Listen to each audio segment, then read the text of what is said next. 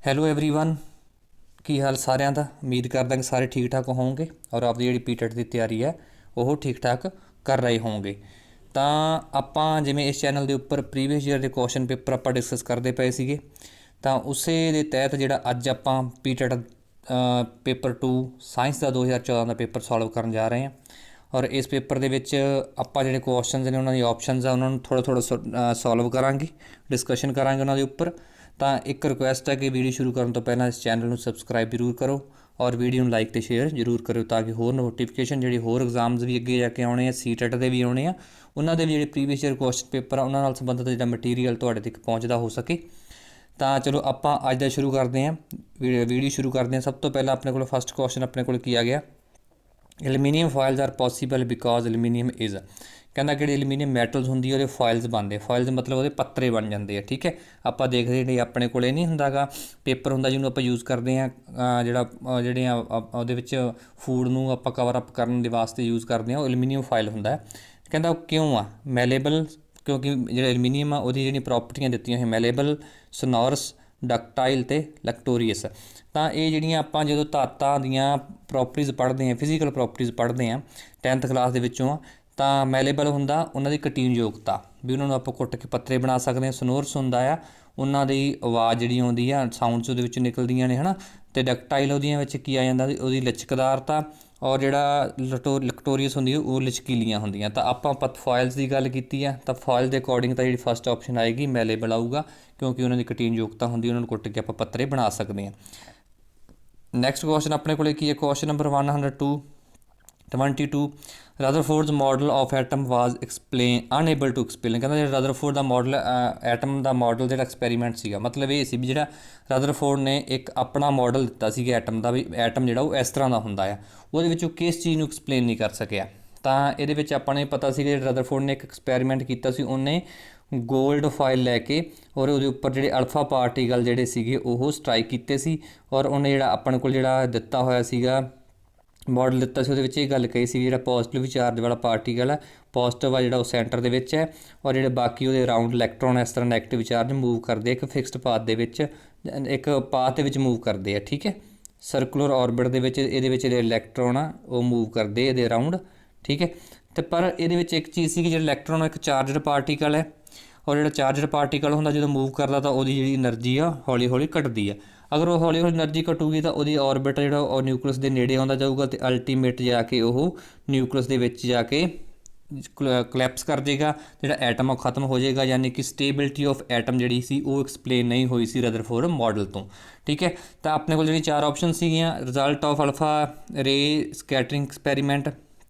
ਕਹਿੰਦਾ ਕਿ results of alpha ਜਿਹੜੀ ਐਕਸਪੈਰੀਮੈਂਟ ਆਏ ਸੀ, ਅਲਫਾ ਰੇ ਐਕਸਪੈਰੀਮੈਂਟ ਕਿਹੜੇ ਆਏ ਸੀ ਵੀ ਕੁਝ ਰੇਜ਼ ਜਿਹੜੀਆਂ ਬਿਲਕੁਲ ਸਿੱਧੀਆਂ ਨਿਕਲ ਗਈਆਂ ਸੀਗੀਆਂ, ਕੁਝ ਸੈਂਟਰ ਵਿੱਚੋਂ ਵਾਪਸ ਆ ਗਈਆਂ ਸੀ, ਕੁਝ ਥੋੜ੍ਹੀਆਂ ਡਾਈਵਰਟ ਹੋਈਆਂ ਸੀ, ਤਾਂ ਉਹ ਤੁਹਾਨੂੰ ਐਕਸਪਲੇਨ ਕਰਤੀਆਂ ਸੀਗੀਆਂ। ਵੀ ਕੀ ਨਿਊਟਰੈਲਿਟੀ ਆਫ ਐਟਮ, ਐਟਮ ਨਿਊਟਰਲ ਕਿਵੇਂ ਆ, ਉਹ ਵੀ ਉਹਨੇ ਐਕਸਪਲੇਨ ਕਰਤਾ ਸੀ ਕਿ ਜਿਹੜਾ ਸਾਰਾ ਚਾਰਜ ਸੈਂਟਰ ਦੇ ਵਿੱਚ ਕਲੈਕਟ ਹੈ, ਬਾਕੀ ਜਿਹੜੇ ਨੈਗੇਟਿਵ ਸਾਈਡਾਂ 'ਤੇ ਔਰ ਐਟਮ ਕੀ ਹੈ ਜਾਂ ਨਿਊਟਰਲ ਹੈ। ਰਿਜ਼ਲਟ ਆਫ ਕੈਥੋਡਿਕ ਐਕਸਪੈਰੀਮੈਂਟ ਆ ਜਾਂ ਡੀਸਟੇਬਿਲਿਟੀ ਆਫ ਐਨ ਐਟਮ। ਤਾਂ ਇਹਦੇ ਵਿੱਚ ਆਪਣੇ ਕੋਲ ਕਿਹੜੀ ਆਪਸ਼ਨ ਆਏਗੀ, stability of atom. Next question ਆਪਣੇ ਕੋਲ ਹੈਗਾ 123 ਕੀ ਹੈ, for protecting a sensitive equipment from the external magnetic field. ਆਪਣੇ ਕੋਲ ਕੀ ਹੈ, ਉਹਨਾਂ ਨੂੰ ਆਪਾਂ ਬਾਹਰੀ ਮੈਗਨੈਟਿਕ ਫੀਲਡ ਤੋਂ ਬਚਾਉਣ ਵਾਸਤੇ ਉਹਨੂੰ ਕੱਚ ਰੱਖਦੇ ਹਾਂ। ਕਹਿੰਦਾ placed inside N iron can, ਇੱਕ ਆਇਰਨ ਕੈਨ ਦੇ ਵਿੱਚ ਆਪਾਂ ਰੱਖ ਦਿਓ, ਜਾਂ rapid with insulated wire through ਵਿੱਚ ਕਰੰਟ ਪਾਸਿਸ। ਕਹਿੰਦਾ ਕਿ ਇੱਕ ਇਨਸੂਲੇਟਡ ਵਾਇਰ ਦੇ ਵਿੱਚ ਰੱਖ ਦਿਓ ਜਿਹਦੇ ਵਿੱਚ ਦੀ ਕਰੰਟ ਪਾਸ ਕਰਦਾ ਹੋਵੇ, ਸਰਾਊਂਡਡ ਵਿਦ ਫਾਈਨ ਕਾਪਰ ਗੇਜ। ਕਹਿੰਦਾ ਕਿ ਉਹਦੇ ਆਲੇ ਦੁਆਲੇ ਨਾ ਬਰੀਕ ਤਾਂਬੇ ਦੀ ਤਾਰ ਦੇ ਨਾਲ ਗੇਜ ਨਾਲ ਘੇਰਿਆ ਜਾਵੇ, ਅਤੇ ਪਲੇਸਡ ਇਨ ਐਨ ਐਲੂਮੀਨੀਅਮ ਕੋਇਨ। ਕਹਿੰਦਾ ਐਲੂਮੀਨੀਅਮ ਜਿਹੜਾ ਕੇਨ ਆ, ਐਲੂਮੀਨੀਅਮ ਜਿਹੜਾ ਡੱਬਾ ਉਹਦੇ ਵਿੱਚ ਰੱਖ ਦਿੱਤਾ ਜਾਵੇ। ਅਸਲ ਦੇ ਵਿੱਚ ਕੀ ਹੈ, ਇੱਕ ਆਇਰਨ ਦੀ ਪ੍ਰੋਪਰਟੀ ਹੁੰਦੀ ਹੈ ਫੈਰੋਮੈਗਨੈਟਿਕ ਪ੍ਰੋਪਰਟੀ ਕਰਕੇ ਕੀ ਹੁੰਦਾ ਹੈ, ਇਹ ਇਲੈਕਟ੍ਰੋਨਾਂ ਦੀ ਅਲਾਈਨਮੈਂਟ ਹੁੰਦੀ ਹੈ। ਜਿਨ੍ਹਾਂ ਨੇ ਪਲੱਸ 2 ਦੇ ਵਿੱਚ ਥੋੜ੍ਹੀ ਬਹੁਤੀ ਸਾਇੰਸ ਜਾਂ ਸਾਇੰਸ ਨਾਲ ਰਿਲੇਟਡ ਉਹਨਾਂ ਨੂੰ ਤਾਂ ਪਤਾ ਹੋਊਗਾ ਫੈਰੋਮੈਗਨੈਟਿਕ ਕੀ ਹੁੰਦੇ ਹੈ। ਬਾਕੀ ਬਸ ਇੰਨਾ ਕੁ ਸਮਝ ਲੈਣਾ ਕਿ ਇਹ ਕੀ ਹੈ, ਇੱਕ ਇਲੈਕਟ੍ਰੋਨਾਂ ਦੀ ਅਲਾਈਨਮੈਂਟ ਹੁੰਦੀ ਹੈ। ਜਿਹੜੀਆਂ ਆਪਣੇ ਕੋਲ ਮੈਗਨੈਟਿਕ ਫੀਲਡਸ ਹੁੰਦੀਆਂ ਉਹ ਜਿਹੜਾ ਉਹਦੇ ਵਿੱਚ ਜਿਹੜਾ ਮਟੀਰੀਅਲ ਡੱਬੇ ਦੇ ਵਿੱਚ ਰੱਖਿਆ ਜਾਂਦਾ, ਜਿਹੜਾ ਇਕਵਿਪਮੈਂਟ ਹੁੰਦਾ, ਕੋਈ ਵੀ ਸੰਦ ਜਿਹੜੇ ਹੁੰਦੇ ਸੰਵੇਦਨਸ਼ੀਲ ਸੰਦ ਹੁੰਦੇ ਉਹਨੂੰ ਬੋਲਦੇ ਸੈਂਸਿਟਿਵ ਇਕਵਿਪਮੈਂਟ। ਜਿਹੜੀ ਇੱਥੇ ਵਰਡ ਦਿੱਤਾ ਨਾ ਸੈਂਸਿਟਿਵ ਇਕਵਿਪਮੈਂਟ, ਸੰਵੇਦਨਸ਼ੀਲ ਸੰਦ ਜਿਹੜੇ ਹੁੰਦੇ ਆ ਉਹਨਾਂ ਨੂੰ ਉਹਦੇ ਵਿੱਚ ਰੱਖਦੇ ਆ, ਤਾਂ ਕਿ ਜਿਹੜੀਆਂ ਉਹਨਾਂ 'ਤੇ ਮੈਗਨੈਟਿਕ ਫੀਲਡ ਦਾ ਅਸਰ ਨਾ ਹੋਵੇ ਤਾਂ ਇਹ ਆਪਸ਼ਨ ਆਏਗੀ, ਕਿਉਂਕਿ ਕਿਹੜੀ ਪ੍ਰੋਪਰਟੀ ਕਰਕੇ ਆ ਰਹੀ ਫੈਰੋ ਮੈਗਨੈਟਿਕ ਪ੍ਰੋਪਰਟੀ ਕਰਕੇ ਜਿਹੜਾ ਆਪਾਂ ਨੂੰ ਉੱਥੇ ਰੱਖਦੇ ਹਾਂ, ਔਰ ਇਹ ਆਪਸ਼ਨ ਆਏਗੀ 123 ਦੀ। ਕੁਐਸਚਨ ਨੰਬਰ 124 ਕੀ ਹੈ, if sound wave of frequency 500 hertz and wavelength 2.9 metre is transmitted through water, the velocity of sound in metre per second in water is. ਕਹਿੰਦਾ ਕਿ ਇੱਕ ਸਾਊਂਡ ਵੇਵ ਹੈ ਜਿਹਦੀ ਫ੍ਰੀਕੁਐਂਸੀ ਦਿੱਤੀ ਹੈ 500 ਹਰਟਜ਼ ਅਤੇ ਵੇਵ ਲੈਂਥ ਦਿੱਤੀ ਹੋਈ 2.9 ਮੀਟਰ, ਉਹਨੂੰ ਆਪਾਂ ਪਾਸ ਕਰਦੇ ਹਾਂ ਇੱਕ ਵਾਟਰ ਵਿੱਚ ਦੀ, ਤਾਂ ਆਪਾਂ ਵੈਲੋਸਿਟੀ ਆਫ ਸਾਊਂਡ ਦੱਸਣੀ ਹੈ। ਤਾਂ ਇਹ ਐਂਪਲੀਟਿਊਡ ਅਤੇ ਟਾਈਮ ਪੀਰੀਅਡ 'ਤੇ ਹਰੇਕ ਵਾਰ ਹਰੇਕ ਪੇਪਰ ਦੇ ਵਿੱਚ ਕੁਐਸਚਨ ਆਉਂਦਾ ਹੀ ਆਉਂਦਾ ਹੁੰਦਾ ਹੈ ਨਾ। ਆਪਾਂ ਨੂੰ ਇਹ ਪਤਾ ਕਿਹੜੇ ਆਪਾਂ ਕੀ ਗੱਲ ਕਰਦੇ ਹਾਂ, ਸਪੀਡ ਆਫ ਸਾਊਂਡ ਦੀ ਗੱਲ ਕਰਦੇ ਹਾਂ ਪਹਿਲਾਂ, ਠੀਕ ਹੈ। ਐਂਪਲੀਟਿਊਡ ਹੁੰਦੇ ਆ, ਸਾਊਂਡ ਹੁੰਦਾ, ਫ੍ਰੀਕੁਐਂਸੀ ਹੁੰਦੀ ਆ, ਠੀਕ ਹੈ। ਸਪੀਡ ਆਫ ਸਾਊਂਡ ਜਿਹੜੀ ਹੁੰਦੀ ਹੈ ਉਹ ਕਾਹਦੇ ਇਕੁਅਲ ਹੁੰਦੀ ਹੈ, ਸਪੀਡ ਆਫ ਸਾਊਂਡ, ਇੱਕ ਫਾਰਮੂਲਾ ਵੀ ਯਾਦ ਰੱਖ ਲਓ, ਠੀਕ ਹੈ। ਸਪੀਡ ਆਫ ਸਾਊਂਡ ਕੀ ਹੁੰਦਾ, ਸਪੀਡ ਆਫ ਸਾਊਂਡ ਆਪਣੇ ਕੋਲੇ ਜਿੰਨੀ ਉਹਦੀ ਵੇਵ ਲੈਂਥ ਆ ਉਹਨੂੰ ਉਹਦੀ ਫ੍ਰੀਕੁਐਂਸੀ ਹੁੰਦੀ ਹੈ। ਇਹਦਾ ਮਤਲਬ ਕੀ ਹੁੰਦਾ ਫ੍ਰੀਕੁਐਂਸੀ, ਇਹਦਾ ਮਤਲਬ ਕੀ ਹੁੰਦਾ ਵੇਵ ਲੈਂਥ। ਆ ਕੀ ਆ, ਵੇਵ ਲੈਂਥ ਲੈਂਬਡਾ ਬੋਲਦੇ ਆ, ਔਰ ਆ ਆਪਣੇ ਕੋਲੇ ਕੀ ਆ ਜਾਂਦੀ ਹੈ ਫ੍ਰੀਕੁਐਂਸੀ। ਫ੍ਰੀਕੁਐਂਸੀ ਨੂੰ ਤੇ ਵੇਵ ਲੈਂਥ ਨੂੰ ਮਲਟੀਪਲਾਈ ਕਰ ਦਿਓ ਤੁਸੀਂ ਤਾਂ ਤੁਹਾਡੇ ਕੋਲ ਸਪੀਡ ਆਫ ਸਾਊਂਡ ਆ ਜੂਗੀ। ਤਾਂ ਫਿਰ ਇਸ ਕੁਐਸਚਨ ਦੇ ਵਿੱਚ ਆਪਾਂ ਕਿਹਨੂੰ ਮਲਟੀਪਲਾਈ ਕਰਾਂਗੇ, ਆਪਣੇ ਕੋਲੇ ਜਿਹੜੀ ਸਪੀਡ ਆਫ ਸਾਊਂਡ ਆ, ਸਪੀਡ ਆਫ ਸਾਊਂਡ ਕਿੰਨੀ ਆ ਜਾਏਗੀ 2.9 ਆਪਾਂ ਦਿੱਤੀ ਹੋਈ ਹੈ ਵੇਵ ਲੈਂਥ, ਫ੍ਰੀਕੁਐਂਸੀ ਕਿੰਨੀ ਦਿੱਤੀ ਹੈ 500 ਹਰਟਜ਼, ਔਰ ਇਹਨੂੰ ਮਲਟੀਪਲਾਈ ਕਰ ਲਓ। ਇਹ ਆਪਣੇ ਆਪ ਹੀ ਤੁਹਾਡੇ ਕੋਲ ਹਰਟਜ਼ ਜਿਹੜੀ ਆਪਣੇ ਕੋਲੇ ਇਹ ਆ ਜਾਏਗੀ ਤੁਹਾਡੇ ਕੋਲੇ 4505.0 ਮੀਟਰ ਪਰ ਸੈਕਿੰਡ। ਇਹਦੇ ਵਿੱਚ ਖਿਆਲ ਰੱਖਿਓ ਕਿਉਂਕਿ ਜੇ ਹਰਟਜ਼ ਆ ਉਹ ਮੀਟਰ ਪਰ ਸੈਕਿੰਡ ਦੇ ਵਿੱਚ ਆਪਾਂ ਨੂੰ ਇਹਦੇ ਅਕੋਰਡਿੰਗ ਜਿਹੜਾ ਜਿਹੜੀ units of meter per second ਹੋਣਗੇ, ਕਿਤੇ ਕਿਲੋ ਹਰਟਜ਼ ਨਾ ਦਿੱਤੇ ਹੋਣ, ਜਾਂ ਜਿਹੜੀ ਆ ਸਾਊਂਡ ਆ ਇਨ ਵਾਟਰ ਦੇ ਵਿੱਚ ਕਿਸੇ ਹੋਰ ਦੇ ਵਿੱਚ ਨਾ ਪੁੱਛੀ ਹੋਵੇ, ਜਾਂ ਇੱਥੇ ਵੇਵ ਲੈਂਥ ਮਤਲਬ ਯੂਨਿਟਸ ਦਾ ਤੁਸੀਂ ਖਿਆਲ ਰੱਖ ਸਕਦੇ ਹੋ। ਬਾਕੀ ਕੁਐਸਚਨ ਇੰਪੋਰਟੈਂਟ ਹੈ, ਇਸ ਤਰ੍ਹਾਂ ਦਾ ਕੁਐਸਚਨ ਆ ਸਕਦਾ ਹੈ, ਠੀਕ ਹੈ। 1450 ਮੀਟਰ ਪਰ ਹਰਟਜ਼ ਪਰ ਸੈਕਿੰਡ ਆਊਗੀ। ਨੈਕਸਟ ਕੁਐਸਚਨ ਆ, ਇਹ ਵੀ ਨਿਊਮੈਰੀਕਲ ਦਿੱਤਾ ਹੋਇਆ, ਇਹ ਆਪਾਂ ਨੂੰ ਆਇਆ electric bulb is rated 220 volt and 110 watt. ਅਸਲ ਦੇ ਵਿੱਚ ਕੀ ਹੁੰਦਾ, ਜਿਹੜੇ ਆਪਣੇ ਬਲਬ ਹੁੰਦੇ ਆ ਨਾ ਉਹਦੇ ਉੱਪਰ ਜੇ ਤੁਸੀਂ ਦੇਖੋ ਤਾਂ ਇੱਕ ਲਿਖਿਆ ਹੁੰਦਾ ਵੀ ਇੰਨਾ ਵੋਲਟ ਤੇ ਇੰਨੀ ਪਾਵਰ, ਮਤਲਬ ਇਹ ਹੈ ਵੀ 220 ਵੋਲਟ ਅਪਲਾਈ ਕਰਾਂਗੇ ਤਾਂ ਹੀ ਉਹ 110 ਵਾਟ ਦੀ ਆਪਾਂ ਨੂੰ ਪਾਵਰ ਦੇਊਗਾ। ਕਹਿੰਦਾ ਜੇ ਆਪਾਂ ਉਹਨੂੰ 220 ਵੋਲਟ ਦੀ ਜਗ੍ਹਾ 'ਤੇ 110 ਵੋਲਟ ਵੱਲ, ਜਿਵੇਂ ਆਪਾਂ ਕਹਿੰਦੇ ਵੋਲਟ 'ਚ ਘਟ ਗਈ ਤਾਂ 110 ਵੋਲਟ ਹੋਵੇ ਤਾਂ ਉਦੋਂ ਬਲਬ ਦਾ ਚਾਨਣ ਘਟ ਜਾਂਦਾ ਹੁੰਦਾ ਨਾ, ਯਾਨੀ ਕਿ ਉਹਦੀ ਪਾਵਰ ਘਟ ਜੂਗੀ, ਤਾਂ ਉਦੋਂ ਉਹਦੀ ਪਾਵਰ ਕਿੰਨੀ ਰਹਿ ਜੂਗੀ। ਹੁਣ ਆਪਣੇ ਕੋਲੇ ਕੀ ਹੈ, ਇਹਦਾ ਸਟੈਂਡਰਡ ਦਿੱਤਾ ਹੋਇਆ ਉਹਨੇ 220 ਤੇ 110। ਆਪਾਂ ਪਹਿਲਾਂ ਰਜਿਸਟੈਂਸ ਦੇਖਣਾ ਪਊਗਾ ਕਿ 220 ਵੋਲਟ ਜਦੋਂ 110 ਵਾਟ ਪਾਵਰ ਦਿੰਦਾ ਤਾਂ ਉਦੋਂ ਰਜਿਸਟੈਂਸ ਉਹਦਾ ਕਿੰਨਾ ਹੁੰਦਾ। ਹੁਣ ਪਾਵਰ ਦੇ ਆਪਣੇ ਕੋਲ ਕਿੰਨੇ ਫਾਰਮੂਲੇ ਬਣ ਜਾਂਦੇ, ਜਿਹੜਾ ਪਾਵਰ ਹੁੰਦਾ ਸਭ ਤੋਂ ਪਹਿਲਾਂ ਤਾਂ ਵੋਲਟੇਜ ਇਨਟੂ ਕਰੰਟ ਇਹਦੇ ਇਕੁਅਲ ਵੀ ਹੁੰਦਾ, ਫਿਰ ਇਹ ਜਿੰਨਾ ਕਰੰਟ ਹੋਵੇ, ਜੇ ਮੰਨ ਲਓ ਵੋਲਟੇਜ ਨਹੀਂ ਪਤਾ ਕਰੰਟ ਦਾ ਸਕੇਅਰ ਕਰਕੇ ਰਜਿਸਟੈਂਸ ਨਾਲ ਮਲਟੀਪਲਾਈ ਕਰ ਦਿਓ ਤਾਂ ਵੀ ਆਪਾਂ ਪਾਵਰ ਕੈਲਕੂਲੇਟ ਕਰ ਸਕਦੇ ਹਾਂ, ਜਾਂ ਇਹਨੂੰ ਕੀ ਕਰ ਵੋਲਟੇਜ ਦਾ ਸਕੇਅਰ ਕਰਕੇ ਬਟਾ ਆਰ ਕਰ ਦਿਓ ਤਾਂ ਵੀ ਆਪਾਂ ਜਿਹੜਾ ਪਾਵਰ ਕੈਲਕੂਲੇਟ ਕਰ ਸਕਦੇ ਹਾਂ। ਹੁਣ ਆਪਣੇ ਕੋਲ ਇੱਥੇ ਕੀ ਦਿੱਤਾ ਹੈ, ਵੋਲਟੇਜ ਦਿੱਤਾ ਹੋਇਆ ਤੇ ਪਾਵਰ ਦਿੱਤੀ ਹੋਈ, ਆਪਾਂ ਕੀ ਪਤਾ ਕਰਨਾ ਪਹਿਲਾਂ ਰਜਿਸਟੈਂਸ, ਤਾਂ ਆਪਾਂ ਤੀਜੇ ਵਾਲਾ ਫਾਰਮੂਲਾ ਲਾਉਣੇ, ਯਾਨੀ ਕਿ ਆਪਾਂ ਇਹਨੂੰ ਯੂਜ਼ ਕਰਾਂਗੇ P = V² R, ਔਰ ਇੱਥੋਂ ਜਿਹੜੀ R ਦੀ ਵੈਲਿਊ ਆ ਜਾਏਗੀ ਉਹ ਆ ਜਾਏਗੀ V² P, ਯਾਨੀ ਕਿ V ਕਿੰਨਾ ਦਿੱਤਾ ਹੋਇਆ 220 ਮਲਟੀਪਲਾਈ 220 ਹੋ ਗਿਆ, ਸਕੇਅਰ ਸੀਗਾ, ਡਿਵਾਈਡ ਬਾਏ ਜਿਹੜੀ ਉਹਦੀ ਪਾਵਰ ਆ, ਪਾਵਰ ਕਿੰਨੀ ਦਿੱਤੀ ਹੋਈ 110, ਔਰ ਇਹ ਕੈਲਕੂਲੇਟ ਕਰ ਲਿਓ 484 ਓਹਮ ਆ ਜੂਗੀ। ਇਹ ਆਪਾਂ ਇਹਨੇ ਓਮ ਦੇ ਵਿੱਚ ਹੁੰਦਾ ਨਾ ਰਜਿਸਟੈਂਸ, ਪਹਿਲਾਂ ਆਪਾਂ ਇਹਦੀ ਕੀ ਕੈਲਕੂਲੇਟ ਕੀਤੀ ਹੈ ਰਜਿਸਟੈਂਸ ਕੱਢਿਆ, ਤਾਂ ਹੁਣ ਆਪਾਂ ਕੀ ਕੈਲਕੂਲੇਟ ਕਰਨਾ ਇਹਦੀ ਆਪਾਂ ਪਾਵਰ ਕੈਲਕੂਲੇਟ ਕਰਨੀ ਇੰਨੇ ਰਜਿਸਟੈਂਸ ਦੀ, ਤੇ ਵੋਲਟੇਜ ਆਪਾਂ ਕਿੰਨੀ ਲੈਣੀ ਹੈ 110, ਠੀਕ ਹੈ। ਇਸ ਤੋਂ ਬਾਅਦ ਦੇਖੋ ਕੀ ਬਣਦਾ ਆਪਣੇ ਕੋਲੇ 484 ਓਮ ਆਇਆ ਸੀ ਨਾ, ਠੀਕ ਹੈ। ਤਾਂ ਹੁਣ ਆਪਾਂ ਜਦੋਂ ਪਾਵਰ ਕੈਲਕੂਲੇਟ ਕਰਾਂਗੇ ਪਾਵਰ = ਹੁਣ ਆਪਾਂ ਵੋਲਟੇਜ ਲੈਣੀ ਹੈ 110 ਕਿਉਂਕਿ ਵੋਲਟੇਜ ਘਟਾਤੀ, ਔਰ ਰਜਿਸਟੈਂਸ ਕਿੰਨਾ ਕਰਤਾ 484, ਔਰ ਇਹਨੂੰ ਸੋਲਵ ਕਰ ਲਓਗੇ ਤਾਂ ਕਿੰਨਾ ਆ ਜਾਏਗਾ 24 ਵਾਟਸ ਆ ਜਾਏਗਾ, ਜਿਹੜੀ ਤੁਹਾਡੇ ਕੋਲ ਇਹ 125 ਦੀ ਫਸਟ ਆਪਸ਼ਨ ਆ ਜਾਏਗੀ। ਇਹਨੂੰ ਕਈ ਬੱਚੇ ਕਈ ਵਾਰ ਇੱਥੋਂ ਨਾ ਘਬਰਾ ਕੇ ਕੀ ਕਰਦੇ, ਸਿੱਧਾ ਆਈ ਕੱਢ ਲੈਂਦੇ, ਕਰੰਟ ਕੱਢ ਲੈਂਦੇ ਆ, ਔਰ ਉਸੇ ਕਰੰਟ ਨੂੰ ਅੱਗੇ, ਕਿਉਂਕਿ ਜਿਹੜਾ ਉਹ ਕਰੰਟ ਸੀਗਾ ਐਂਪੀਅਰ ਸੀ ਉਹ 220 ਵੋਲਟ ਦਾ ਆਪਾਂ ਕੱਢਦੇ ਪਏ ਹਾਂ, ਠੀਕ ਹੈ। ਤਾਂ ਬਾਅਦ ਵਿੱਚ ਆਪਾਂ ਇਹਦੇ ਵਿੱਚ ਆਪਾਂ ਨੂੰ ਪਹਿਲਾਂ ਰਜਿਸਟੈਂਸ ਕੈਲਕੂਲੇਟ ਕੀਤਾ, ਠੀਕ ਹੈ। ਸਾਰੇ ਆਪਾਂ ਕਿਵੇਂ ਕੀਤਾ, ਪਹਿਲਾਂ ਰਜਿਸਟੈਂਸ ਕੈਲਕੂਲੇਟ ਕੀਤਾ, ਰਜਿਸਟੈਂਸ ਤੋਂ ਬਾਅਦ ਫਿਰ ਵੋਲਟੇਜ 110 ਲੈ ਕੇ ਆਪਾਂ ਨਵਾਂ ਪਾਵਰ ਉਹਦੀ ਕੈਲਕੂਲੇਟ ਕੀਤੀ। ਨੈਕਸਟ ਕੁਐਸਚਨ ਕੀ ਹੈ, ਕੁਐਸਚਨ ਨੰਬਰ 126 ਕੀ ਹੈ, ਇਹ galvanometer acting as a voltmeter will have, ਕਹਿੰਦਾ ਕਿ ਇਹ ਅਸਲ 'ਚ ਗਲਵੈਨੋਮੀਟਰ ਕੀ ਹੁੰਦਾ, ਇੱਕ ਤਰ੍ਹਾਂ ਦਾ ਇਹ ਡਿਵਾਈਸ ਹੀ ਹੁੰਦਾ ਜਿਨ੍ਹਾਂ ਨੇ ਆਪਾਂ ਪਲੱਸ ਟੂ ਜਦੋਂ ਕਰਦੇ ਹਾਂ ਗਲਵੈਨੋਮੀਟਰ ਹੁੰਦਾ, ਇਹ ਛੋਟੇ ਤੋਂ ਛੋਟੇ ਅਮਾਊਂਟਸ ਦਾ ਕਰੰਟ ਵੀ ਮੇਜ਼ਰ ਕਰ ਦਿੰਦਾ। ਠੀਕ ਹੈ, ਸਮਾਲ ਅਮਾਊਂਟ ਆਫ, ਕਿਉਂਕਿ ਇਹਦਾ ਰੈਜ਼ਿਸਟੈਂਸ ਆਪਣੇ ਦਾ ਬਹੁਤ ਪਹਿਲਾਂ ਘੱਟ ਹੁੰਦਾ। ਠੀਕ ਹੈ, ਇਹ ਕੀ ਕਰਦਾ, ਜਿਹੜਾ ਸਮਾਲ ਅਮਾਊਂਟ ਆਫ ਕਰੰਟ ਨੂੰ ਮੇਜ਼ਰ ਕਰ ਸਕਦੇ ਹਾਂ ਆਪਾਂ ਗਲਵੈਨੋਮੀਟਰ ਦੇ ਨਾਲ। ਪਰ ਜਦੋਂ ਇਹ ਗਲਵੈਨੋਮੀਟਰ ਇੱਕ ਵੋਲਟਮੀਟਰ ਦੀ ਤਰ੍ਹਾਂ ਐਕਟ ਕਰਦਾ ਤਾਂ ਉਦੋਂ ਕੀ ਹੁੰਦਾ, ਉਦੋਂ ਆਪਾਂ ਇਹਨੂੰ ਸੀਰੀਜ਼ ਦੇ ਵਿੱਚ ਕਨੈਕਟ ਕਰਾਂਗੇ ਔਰ ਇਹ ਹਾਈ ਰੈਜ਼ਿਸਟੈਂਸ ਦਾ ਕੰਮ ਕਰੂਗਾ। ਤਾਂ ਸੀ ਆਪਸ਼ਨ ਆਊਗਾ। ਆਪਣੇ ਕੋਲ 4 ਆਪਸ਼ਨਾਂ ਦਿੱਤੀਆਂ ਸੀ, high resistance in parallel with its coil, ਇਹਦੀ ਕੋਇਲਾਂ ਦੇ ਨਾਲ ਆਪਾਂ ਜਿਹੜੀ ਨਾਲ ਵੀ ਲਾਉਣਾ ਹੈ ਹਾਈ ਰੈਜ਼ਿਸਟੈਂਸ 'ਤੇ ਲਾਵਾਂਗੇ, ਫਿਰ ਉਸੇ ਦੇ ਨਾਲ ਆਪਾਂ ਲੋ ਰੈਜ਼ਿਸਟੈਂਸ 'ਤੇ ਲਾਵਾਂਗੇ, ਫਿਰ ਇਹਦਾ ਰੈਜ਼ਿਸਟੈਂਸ ਮਤਲਬ ਇਹਦੇ ਵਿੱਚ ਸੀ ਆਪਸ਼ਨ ਆਏਗੀ, high resistance in the series with its coil. Next question 127 ਕੀ ਹੈ, what is a collective term of diseases causing micro ਆਰਗੈਨਿਜ਼ਮ।